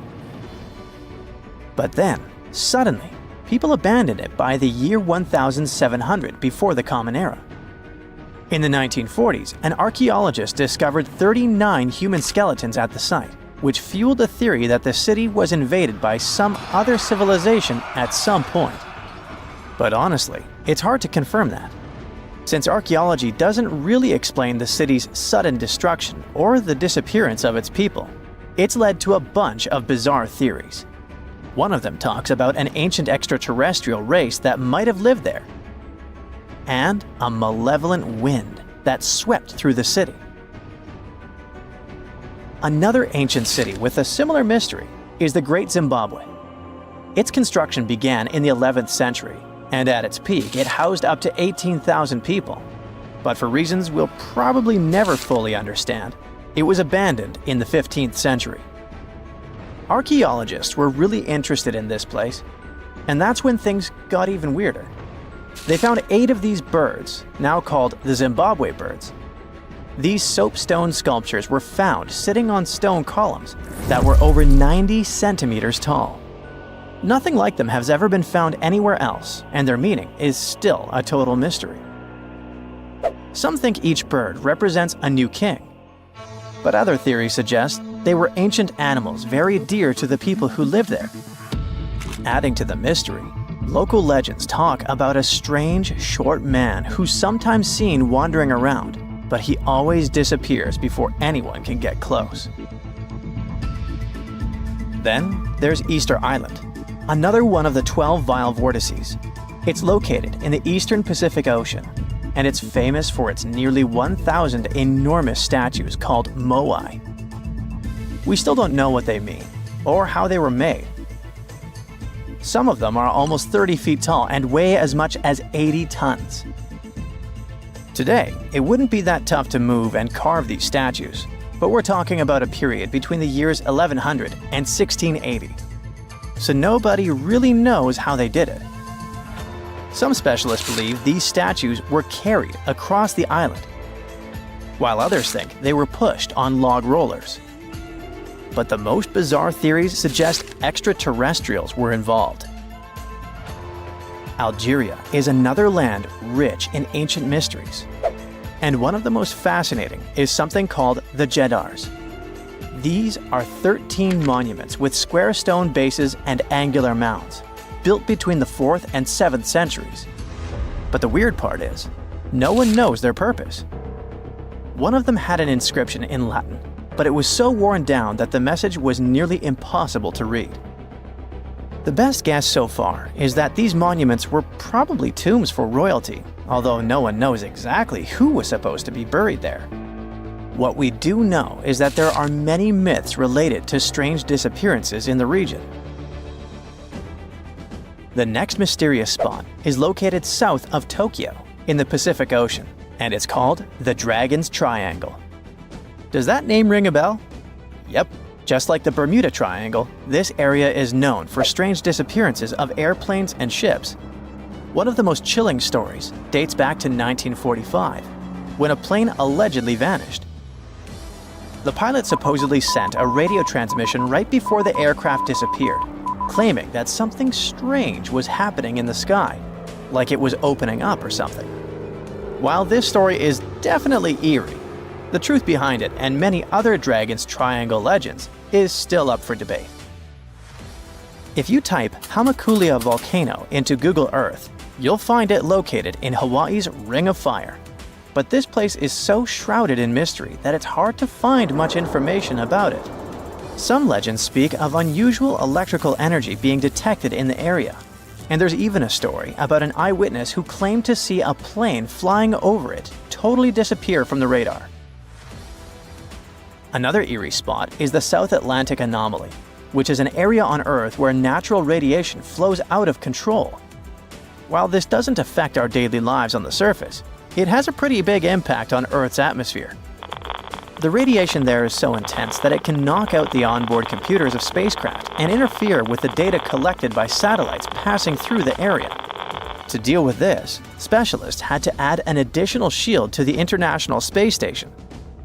The South Atlantic Anomaly is also linked to a weird event that astronauts experience called cosmic ray visual phenomena. They've reported seeing random flashes of light or shooting stars out there in space, but it's all just some kind of illusion. From wild radiation to strange seismic activity. The Wharton Basin in the Indian Ocean is a place known for unusual tectonic events. In April of 2012, a massive earthquake measuring magnitude 8.6 hit the region. This was considered the largest intraplate earthquake ever recorded meaning it happened within a tectonic plate rather than at its boundary. This caught the attention of scientists, who now speculate that the region might be forming a new boundary between the Australian and Indian plates. But for now, this is all still one big mystery. Now let's head to the Pacific Ocean. More specifically, to the New Hebrides Trench. This submarine trench is about 750 miles long and 45 miles wide. It formed when the Australian plate slid under the New Hebrides plate. There's no doubt that this is one of the creepiest and deepest spots in the ocean. The danger isn't just down in the deep sea either, as this trench has been connected to several earthquakes that affected New Caledonia and Vanuatu. This area also has some strange features. For example, when scientists explored it, they didn't find a single grenadier fish down there. This type of fish is one of the most common deep-sea creatures you would expect to see in trenches around the Pacific. So why aren't they around the New Hebrides Trench? Maybe they know something we don't. The two remaining vile vortices are the North and South Poles. These two are on the opposite ends of the planet, but they share one thing in common: strange disappearances. One of the most famous stories from the North Pole happened in 1897. 3 brave explorers set out on a journey to reach the North Pole using a hot air balloon. But they never completed their mission. Their mysterious disappearance remains one of the most intriguing, unsolved mysteries in the history of Arctic exploration. The South Pole is also known for similar mysteries. It's believed that hundreds of people may be buried beneath the snow and ice of the coldest continent on Earth. Even with all the advancements in technology and knowledge, the South Pole can still be extremely dangerous for anyone who ventures there. The temperatures can drop to almost minus 130 degrees Fahrenheit, and the winds can get up to 200 miles per hour. And that's definitely enough reason to stay away. Now that you're familiar with the 12 vile vortices, let me tell you something even stranger. If you look at a map, you'll see that these places are arranged in a way that looks pretty similar across the globe. Here's the weird part. If you connect these spots where unexplained events have occurred, you actually form the geometric shape of an icosahedron. This could be just a huge coincidence, but the fact that these mystery spots align with this shape makes them even more intriguing. If I asked you to name the most famous shipwreck of all time, you'd go with the Titanic, right? The Atlantic Ocean, the hope for new life, heartbreaking love stories. It had it all to become a blockbuster. But I guess you've never heard of SS Princess Alice that submerged in the sewage of the River Thames, taking between 600 and 700 lives with it. Life in 19th century Victorian London wasn't easy, especially for working class folks. Affordable public transport and bank holidays made it a bit easier. The people could escape to the coast on a train or pleasure boat, even if it was just for a day. Sheerness on the Isle of Sheppey in Kent started as a fort under Henry VIII and then grew into a bustling town with a dockyard. When they added a railway station in 1863, it became a prime destination for day trippers and holidaymakers. Seaside promenades, charming piers, and a whole bunch of fun stuff to do by the sea. It had it all. A bit inland along the River Thames, you had the Rocherville Gardens. These gardens had archery lawns, bowls, mazes, lakes, cliff walks, and even a floral bazaar. Plus, there was an aviary, a bear pit, and a skeleton of a lost whale that had taken a wrong turn in the Thames. Londoners of the late 19th century could hop on a train or cruise along the Thames by boat, and both options were pretty popular. But on the 3rd of September, 1878, way more people than usual opted for the boat. They chose it over the railroad after a passenger train had collided with goods wagons in Kent, taking the lives of 5 people. The river felt like a safer way to go. One of the ships available for the trip was the SS Princess Alice. The paddle steamer was first launched in 1865 on the west coast of Scotland. Its original name was the Bute. and it was used as a ferry for the passengers of the Weems Bay Railway Company. A couple of years later, it was sold and renamed after Queen Victoria's third child. Then, it was sold again and got the nickname the Shah's Boat, as it transported the Shah of Persia up the Thames to Greenwich in 1873. The ship had gone through several alterations in its lifetime. It got new boilers and watertight bulkheads. The Board of Trade had inspected it and marked it safe. In the year of its final voyage, it was officially allowed to carry up to 936 passengers between London and Gravesend in calm water. On the day of the tragedy, Princess Alice was on what was called a moonlight trip downstream from Swan Pier near London Bridge to Sheerness, Kent and back. The trip wasn't expensive, so most of the passengers were from the working class. There was also a musical band aboard to keep the spirits up. The 3rd of September was a bright day, and many families were happy they could catch some final summer sun rays and enjoy fresh sea air. The then owner of the ship, the London Steamboat Company, had several vessels working on the route. The passengers were free to hop on and off different ships. At around 6:30 p.m., after a beautiful day in the open, the SS Princess Alice headed back to Swan Pier. No one kept official lists of passengers, so we'll never know exactly how many people were on board that evening. But they say the steamer was close to its full capacity. As it got darker and cooler, many families decided to stay inside the saloon or in their cabins below. Some stories from the steamer sound like fate. The captain of Princess Alice let his steerer stay at Gravesend and replaced him with one of the passengers. John Ayres was a sailor but had little experience at the Thames or with a vessel like Princess Alice. Alfred Thomas Merriman, a chef from East London, had been offered to work on the steamer at the last moment. He was 30 years old and a father of 4, so he couldn't say no to extra money. At around 7:40 p.m., he was standing on the deck by the saloon door. By that time, Princess Alice had passed Tripcock Point and entered Galleon's Reach. The passengers could see the North Woolwich Pier in the distance. Many of them planned to disembark at that stop. And that's when Merriman noticed a huge ship carrying coal. It was Bywell Castle. This vessel normally carried coal to Africa, but it had just been repainted at a dry dock. Bywell Castle was going to Newcastle to pick up some coal and transport it to Alexandria, Egypt.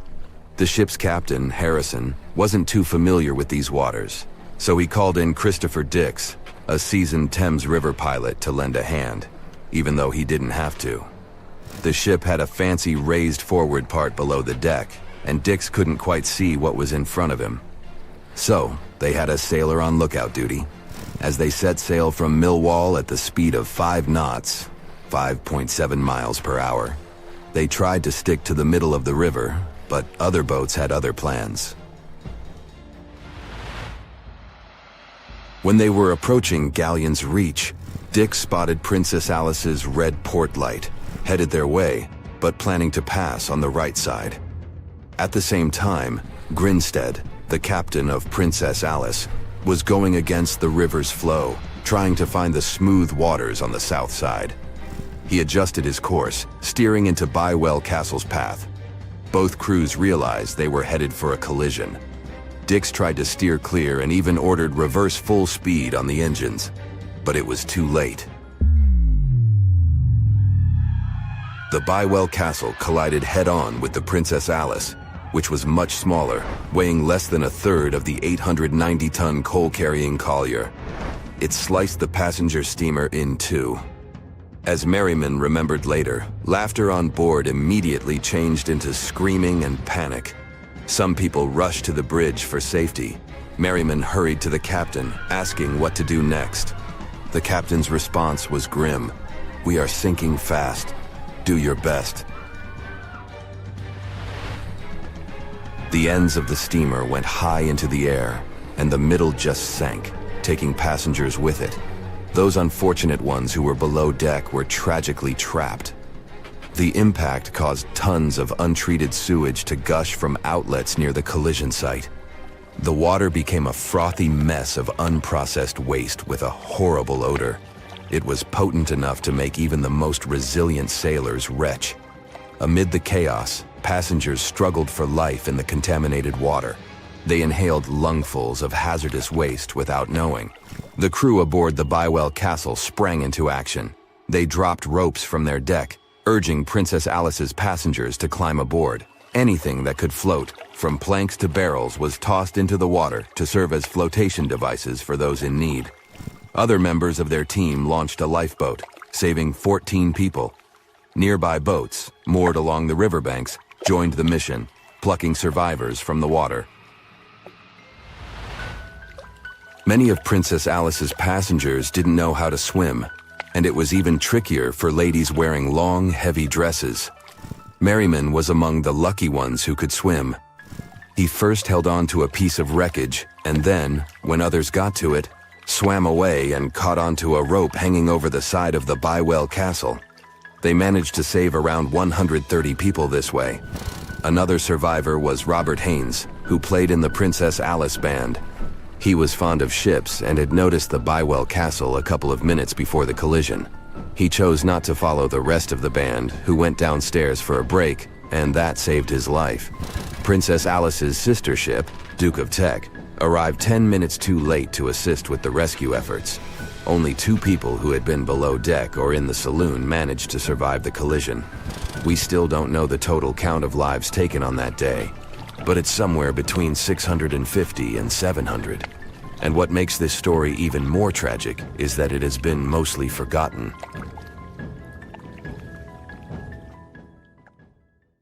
The year was 1865. It was a boom of migration worldwide, with novel places discovered and new settlements created. Without planes like we have now, a ship was the only way to escape from the old life and journey towards a new, hopefully brighter future. So, a voyage like that was quite a regular thing to do. More than 500 immigrants safely reached Queensland, and the ship was supposed to head back to London sometime later. It was indeed a long journey, but not many people were willing to return to England. After all, they had chosen to come to Australia to create a brand new life.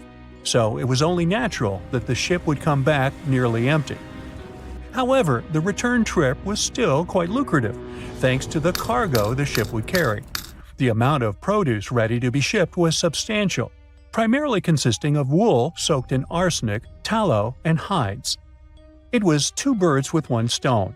Not only could the crew wait out the winter, warm in Australia, while England endured bitter cold, but they also wouldn't waste their time. With the sheer volume of produce to be loaded, it would take them around 3 months to accomplish this task. Reports were circulating that the Fiery Star was almost done loading up, but it turned out that the assessment was a bit too optimistic. To pass the time, Captain Ewell thought it would be a good idea to reach out to the Acclimatization Society and offer to help transport any animals they wanted to send to England on the Fiery Star. He already had some emus and kangaroos on board, but there was still room. The society held a vote, and they were totally on board, pun intended, with Captain Ewell's idea. They figured sending some taligalas would be a great plan. Even though a few of these birds were already in England, the French Society needed a couple, and they could get them shipped there through England. Little did the crew know that all this cargo, all the produce they were willing to sell in England, would ultimately lead to the ship's destruction. Not only was the Fiery Star lost, but most of the people on board did not survive to complete the voyage. March 23rd. That was the day when the ship manifest was finally published. A manifest is a list that details the cargo, passengers, and crew of a ship, plane, or vehicle, primarily for customs officials. This document helps those involved in the transport verify that everyone and everything that was loaded is still on board when the vehicle reaches its destination. Once it's published, it means the ship is almost ready to depart. There were 3 possible ways of passenger accommodation. First, there was the saloon, the antiquated name for first class. Next, there was the second cabin, which is, logically, second class. Finally, there was the steerage, the cheapest form of passenger accommodation on a ship. Back in the 19th and early 20th centuries, many people traveled from their homelands, often to North America and Australia, looking for a fresh start. Most of them were poor and had limited funds for travel. In total, there were 8 people in the saloon, another 8 in the second cabin, and only 21 steerage passengers. Out of the 37 passengers, only one, John Omond, would make it out alive. He bought a ticket for the steerage, so unlike the Titanic situation, in this case, the class didn't really matter. The crew members list wasn't as detailed as the passengers. It was known that, in total, there were around 55 people in the crew, from able-bodied seamen to crew members simply called boys. But there's something telling me that the crew wasn't really that important for the captain. In reality, all that mattered to him was to make as much money as possible, shipping tons of dangerous, flammable cargo. Out of over 50 crew members, only 17 survived that voyage. But there was actually one more crew member who actually survived it all, just because they weren't let in. Sarah Johnson disguised herself as a man and planned to sneak onto the ship. However, something about her looks made the captain get suspicious, so he called the police and made Sarah leave the ship as he didn't want any immoral behavior to take place. Well, he saved her life. For him, it was the last voyage. The captain, W. Hunter Ewell, was quite a celebrity apparently. He already had a record of the safe landing of immigrants in the previous year, so there seemingly was no reason to worry. The trip promised to be safe. Clipper Fiery Star left Moreton Bay bound for London. The passengers took their places. The cargo had already been loaded. The full list is astonishing. In addition to all the wool, tallow, cotton, hides, and horns, there were also 6 cases of arrowroot and various other packages. And we can't forget the animals the captain took aboard too. The Fiery Star was far away, yet still observable to the east as it headed toward the Pacific Ocean. This was the last information available until May 26, when news of its destruction emerged from Brisbane.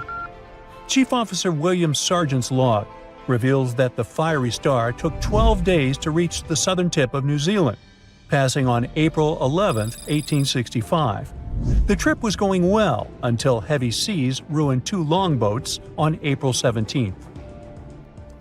On this day, a strong odor of smoke alerted the captain.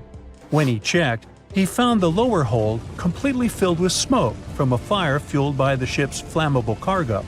The hatches were quickly closed to try to contain the flames, but by the next day, the heat and toxic smoke had forced passengers out of their cabins. George Maber was one of the lucky survivors. He was the ship's engineer, and he recalled the chaotic events on April 20th, as Captain Ewell and most of the crew and passengers tried to evacuate in rough weather.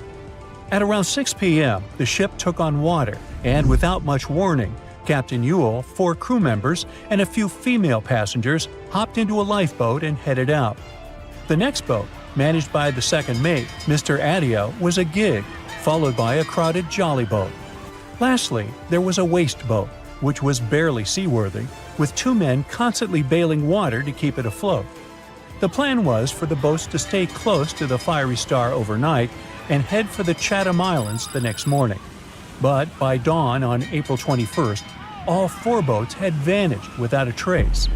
On the burning ship, there were 17 crew members and passenger John Oman, who banded together under Chief Officer William Sargent's leadership. For 5 days and nights, George Maber pumped water on the fire without rest. He volunteered to go down the forehatch with a rope around him and a handkerchief over his mouth. He discovered that the foremast had been burned through for about 7 inches, and the port side was severely damaged, resembling an empty shell. Exhausted, he returned for fresh air, but later descended again with Quartermaster Marshall to access a water tank. They couldn't open the lid, and as George crawled over the hides, he felt himself sinking. When they reached the deck, they collapsed from exhaustion. The cargo had been destroyed by smoke and fire, and the heat on the deck was intolerable. The crew survived on limited rations and caged chickens, using every spare piece of wood, including pigsties for the pumps. Distressed pigs ran wild in the heat. A raft was constructed, but was too weak for the open sea. Sleep was elusive, and the crew had lost everything. with only hopes of reaching land or meeting another ship. Finally, the Dauntless appeared and sent a lifeboat to the Fiery Star. Captain Moore boarded the Fiery Star on May 12th, and after assessing the situation, he agreed that the crew could do no more. They boarded the Dauntless at 4 p.m., witnessing the Fiery Star succumb to flames by 11:30 p.m. It was a narrow escape. They said it was the most technologically advanced ship. They said it was unsinkable. And when it sank, they made a movie about it. These were the main reasons why the Titanic disaster became world famous. But unfortunately, this is not the only large-scale shipwreck. And sadly, there have been cases much worse than the tragedy of the Titanic. One of them occurred on April 27, 1865. The Sultana steamboat carried passengers and cargo daily between St. Louis and New Orleans.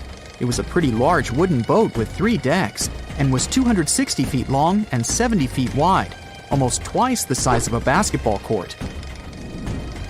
The ship could carry about 350 passengers, but on that unfortunate day, more than 2,000 people were on it. On April 23rd, she was making a routine voyage from New Orleans when it broke down. Something was wrong with the boiler, so the vessel docked in Vicksburg for repairs. At the port, the ship's captain, James Cass Mason, found out about an excellent opportunity to earn a lot of money.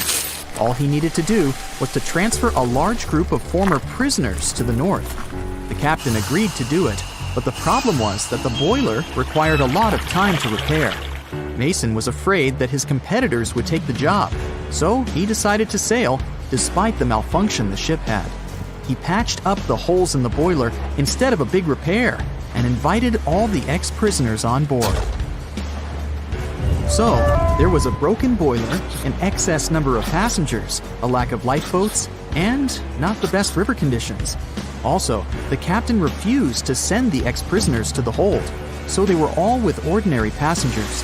There were strong chances for a shipwreck, but the greedy desire to earn more money was stronger. The Sultana went on a voyage and sailed up the river for 2 days. At this time, one of the biggest Mississippi floods in history began. The river overflowed its shores because of the flood, with the water level rising several feet. All the trees on the shore disappeared, and only the tops were sticking out of the water. The ship sailed opposite this powerful current, making the boiler work too hard. On the evening of April 26th, the Sultana arrived in Memphis, Tennessee, and they loaded even more, 120 tons of sugar and 200 passengers. She got incredibly heavy. Around midnight, the ship continued its dangerous journey. The captain sailed to barges to load a shipment of coal. At 1 a.m., the vessel left the barge. At 2 a.m., the broken boiler, unable to withstand the load, suddenly exploded. The Sultana was just 7 miles north of Memphis. Few people survived that day. The problem was that passengers trying to escape from the fire jumped into a cold river with a strong current. The Sultana disaster is considered the most tragic shipwreck in the history of the United States. The exact number of those who didn't survive is still unknown. According to various sources, this number was from 961 to 1,800 people. Don't be surprised that almost no one knows this story. There were many more survivors in the Titanic tragedy, and everybody heard about it. But the Sultana sank during one high-profile event. 12 days before the shipwreck, the country lost Abraham Lincoln. People hadn't yet recovered from this news, so no one paid much attention to the tragedy of the Sultana. Many catastrophes happened quite recently by historical standards. One of them occurred in 2002.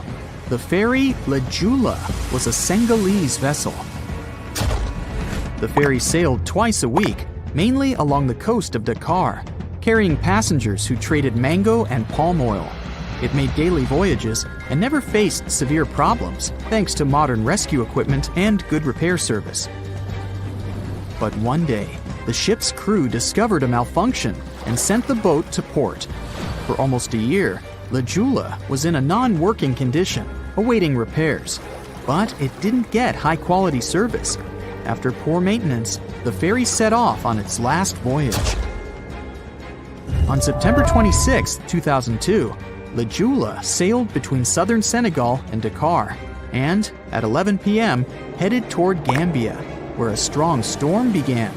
The wind raised high waves, but this wasn't critical for the large passenger ship unless the number of people on board didn't exceed the established norm. La Jula was supposed to carry about 500 passengers, but had many more people that day. Too many passengers, poor repairs, and a strong storm caused severe problems for the ship. But the main factor in the shipwreck was that La Jula was only built for sailing in coastal waters, but that day, it sailed far from the shore. Big waves started rocking the boat, and at some point, it just turned upside down. The ship's deck went underwater, and its lower part stuck above the surface like an iceberg. All the passengers sitting in cabins fell on the ceiling and lost their orientation in space. There were no holes or damage in the ship's hull, and water flooded the lower decks for a long time. The vessel stood in a twisted position for several hours. Then, the boat began to sink when the water seeped through the deck and hold. The ocean was warm, but no one came to save the passengers. People had to wait almost 4 days to be rescued. Unfortunately, only a few managed to survive. The Philippines is a very dangerous area for ships. This place consists of several thousand islands and a vast area with shallow water. Ships can run aground and damage the hull with reefs and pitfalls. On September 20th, 1987, one of the most terrible disasters in navigation history occurred there. A Philippine passenger ferry called Dona Paz left one of the islands and sailed toward Manila. The sun was shining, the ocean was calm, and the visibility was good. But for some reason, the crew members didn't notice how the tanker Vector was approaching them. The two ships collided at low speed. The collision wasn't strong, but the problem was that the Vector had tons of oil on board, and the Dona Paz crashed into the cargo hold where that oil was stored. So it spilled all over the ocean, and then a spark slipped through. Not only did the two ships catch fire, but also filled with water. Both ships sank in a matter of seconds. Only a few dozen people survived that disaster. On September 27, 1854, the passenger ship Arctic sailed from Liverpool to New York. The fog came rolling down, and visibility got really bad. Another boat appeared out of the thick white haze, the French steamer Vesta. The ships were close enough to each other that a collision was inevitable. The French vessel was smaller, so it seemed to the Arctic's captain that Vesta had received a lot of damage. And while he was staring at the other ship, his boat got quickly filled with water. The captain gave the order to sail to the shore as fast as possible, but the ship's engines stopped working because of the flood. Then the ship's crew started to lower lifeboats with women and kids. Still, when rescuers found lifeboats with people, it turned out that only 87 out of 400 people survived, 65 crew members and 22 passengers. Surprisingly, there were only grown men among them. The ship's captain survived by clinging to the wreckage. All newspapers wrote about this story as one of the most terrible and shameful tragedies in navigation history. The survivors were criticized because they didn't save women and kids, and the crew members were accused of violating the law, since the safety of passengers should be higher than the safety of sailors. But despite this, none of them were brought to responsibility. Unfortunately, shipwrecks still occur to this day, but fortunately, there are fewer of them than before, thanks to modern navigation systems and radar. But no technology can guarantee there won't be a super strong storm or any other emergency that no one can foresee. We know Titanic from so many stories, even a movie, but now we have its first full-sized digital scan. And nope, it's not like those models from before, where we mostly imagined what the ship was supposed to be like. This time we got a real digital scan. A team of experts really mapped the deep sea floor around the Titanic together with the ship itself.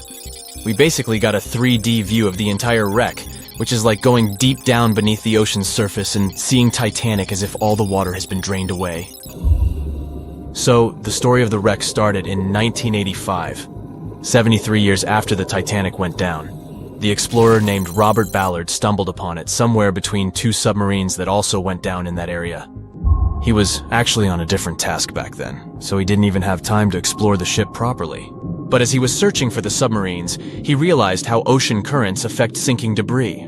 He noticed the heaviest object sank quickly and left a trail of debris behind, the trail that followed the currents. Using this knowledge, Ballard made a hypothesis the Titanic had broken in two and left a debris trail as it sank. Before he found the wreck, everyone thought the ship just went down in one piece after hitting an iceberg. So everyone knew where the ship was so the adventure could start, or not. It was hard to explore it. The ship is enormous, and the dark depths of the ocean make it really difficult to capture its whole body in one go. So we mostly relied on glimpses of the decaying ship, and had to settle with teasing scattered parts of the whole picture and filling it up with speculations and stories. But in the summer of 2022, we finally got something different. A team of experts from Magellan Loaded, a company specializing in mapping the deep sea, teamed up with Atlantic Productions, who were making a documentary about the project. They embarked on a mission to capture the complete view of the Titanic. They used submersibles. Those are vehicles that go underwater, remotely controlled by a team of skilled explorers. These submersibles dove deep into the ocean. It wasn't an easy job. They spent over 200 hours collecting information about the entire length and breadth of the wreck. It was like a real-life treasure hunt. But instead of finding gold and jewels, they took something even more precious. Over 700,000 images of the Titanic from every angle possible. Yup, they took photos of every tiny part of the ship, even the not-so-interesting bits most of us would usually skip. Even mapping the muddy parts was an important part, because it helped fill in the gaps between the more exciting things they discovered. And this was a way for all of us to finally get a detailed 3D reconstruction. Even though it's been more than 100 years, you can still recognize the bow of the Titanic, covered in rust that hangs down like stalactites. On top of the bow is the boat deck, where a big hole gives us a glimpse into the empty space where the grand staircase once stood, like a window into the ship's glamorous past. Its stern is now a wild mess of twisted metal. As the Titanic went down, this part collapsed and spiraled into the seabed. The bow and the stern ended up separated by about 2,600 feet. There's a vast field of debris surrounding this giant, stuck on the seafloor. This debris is like a scattered treasure trove, full of intricate metalwork from the ship, statues, and even unopened champagne bottles. There are also personal belongings that went down together with the ship, like dozens of shoes resting across the seafloor. It was a tough task to do, go down and take all those pictures. It may not sound that hard at first, considering it was the vehicle that really immersed itself into such deep parts of the ocean, not the people. But studying the ocean is hard. We haven't explored, mapped, or even seen over 80% of it. The conditions are harsh, and the pressure becomes more intense the deeper you go. And their vehicle had to dive down to nearly 13,120 feet below the surface. That's like 12 Eiffel Towers stacked on top of each other. Plus, you have strong currents in that area, so it was probably like trying to navigate through a watery maze. And submersibles weren't supposed to touch anything. Even the slightest wrong step can damage the wreck that was already so fragile. It seems like the Titanic is frozen in time, so it will always be there waiting for us. But in reality, it's slowly disappearing. It's pretty obvious that the ocean water ruined it considering how long it has been down there. But it's not just that. The wreck itself has become a home for a specific type of bacteria Halomonas titanicae that even got named after the famous ship. These bacteria have a special ability. They can survive inside rusty formations known as rusticles. They kind of look like icicles, those spikes of ice that form when water falls from something and freezes. These bacteria have a taste for iron, which is abundant in the ship's hull. For them, it's like a real buffet down there. And as time goes by, these bacteria will keep eating away at the iron in the ship, bit by bit, until one day the feast comes to an end and the whole ship is gone. It's like a slow but steady recycling process. So this 3D model we got because of the hardworking team and technology comes at the best time because we never know how much time we have left with exploring the famous wreck. This time we might even understand the collision with the iceberg better. You know how movies always show the Titanic hitting the iceberg on its right side? Well, we can't even be certain about that. The scans could help us figure out if the ship actually grounded on the iceberg, like getting stuck on it. We can study the stern and analyze how the Titanic struck the seafloor. That will also help us understand what really happened during the sinking. Maybe we'll get a chance to discover if there was really a strong fire that sealed the fate of the Titanic. One theory says that the coal fire had been raging for a whole 3 weeks before the ship even took its first and last trip. And this could have made its hull weaker, which means most of the work was done. The iceberg just delivered the final blow, if there even was an iceberg, as some people wonder. There's an alternative theory they suggested where the Titanic may have actually hit a hidden mass of pack ice instead of a typical iceberg. Pack ice is made up of large sheets of ice that float near the ocean's surface and can be difficult to spot. They believe this pack ice might have drifted into the Atlantic from the Arctic Ocean. According to one professional mariner, Captain L.M. Collins, that stands up with that idea. If the Titanic had struck a regular iceberg, the ship would have sunk much more quickly than it did. And since the Titanic managed to stay on the surface for a relatively long period of time, less than 3 hours, maybe this was a different type of collision. The mariner also said there are differences in what people said they saw when the Titanic sank. He thinks these differences might be because of optical illusions. In this case, when people were looking at the ocean that night, the way the light was reflecting and the conditions at sea might have made things appear closer or distorted. So when they saw something in the water, it might not have been exactly what they thought it was, whether it was an iceberg or something else. Binoculars might have helped the crew members to spot the potential danger, but unfortunately, they didn't have any. It appears they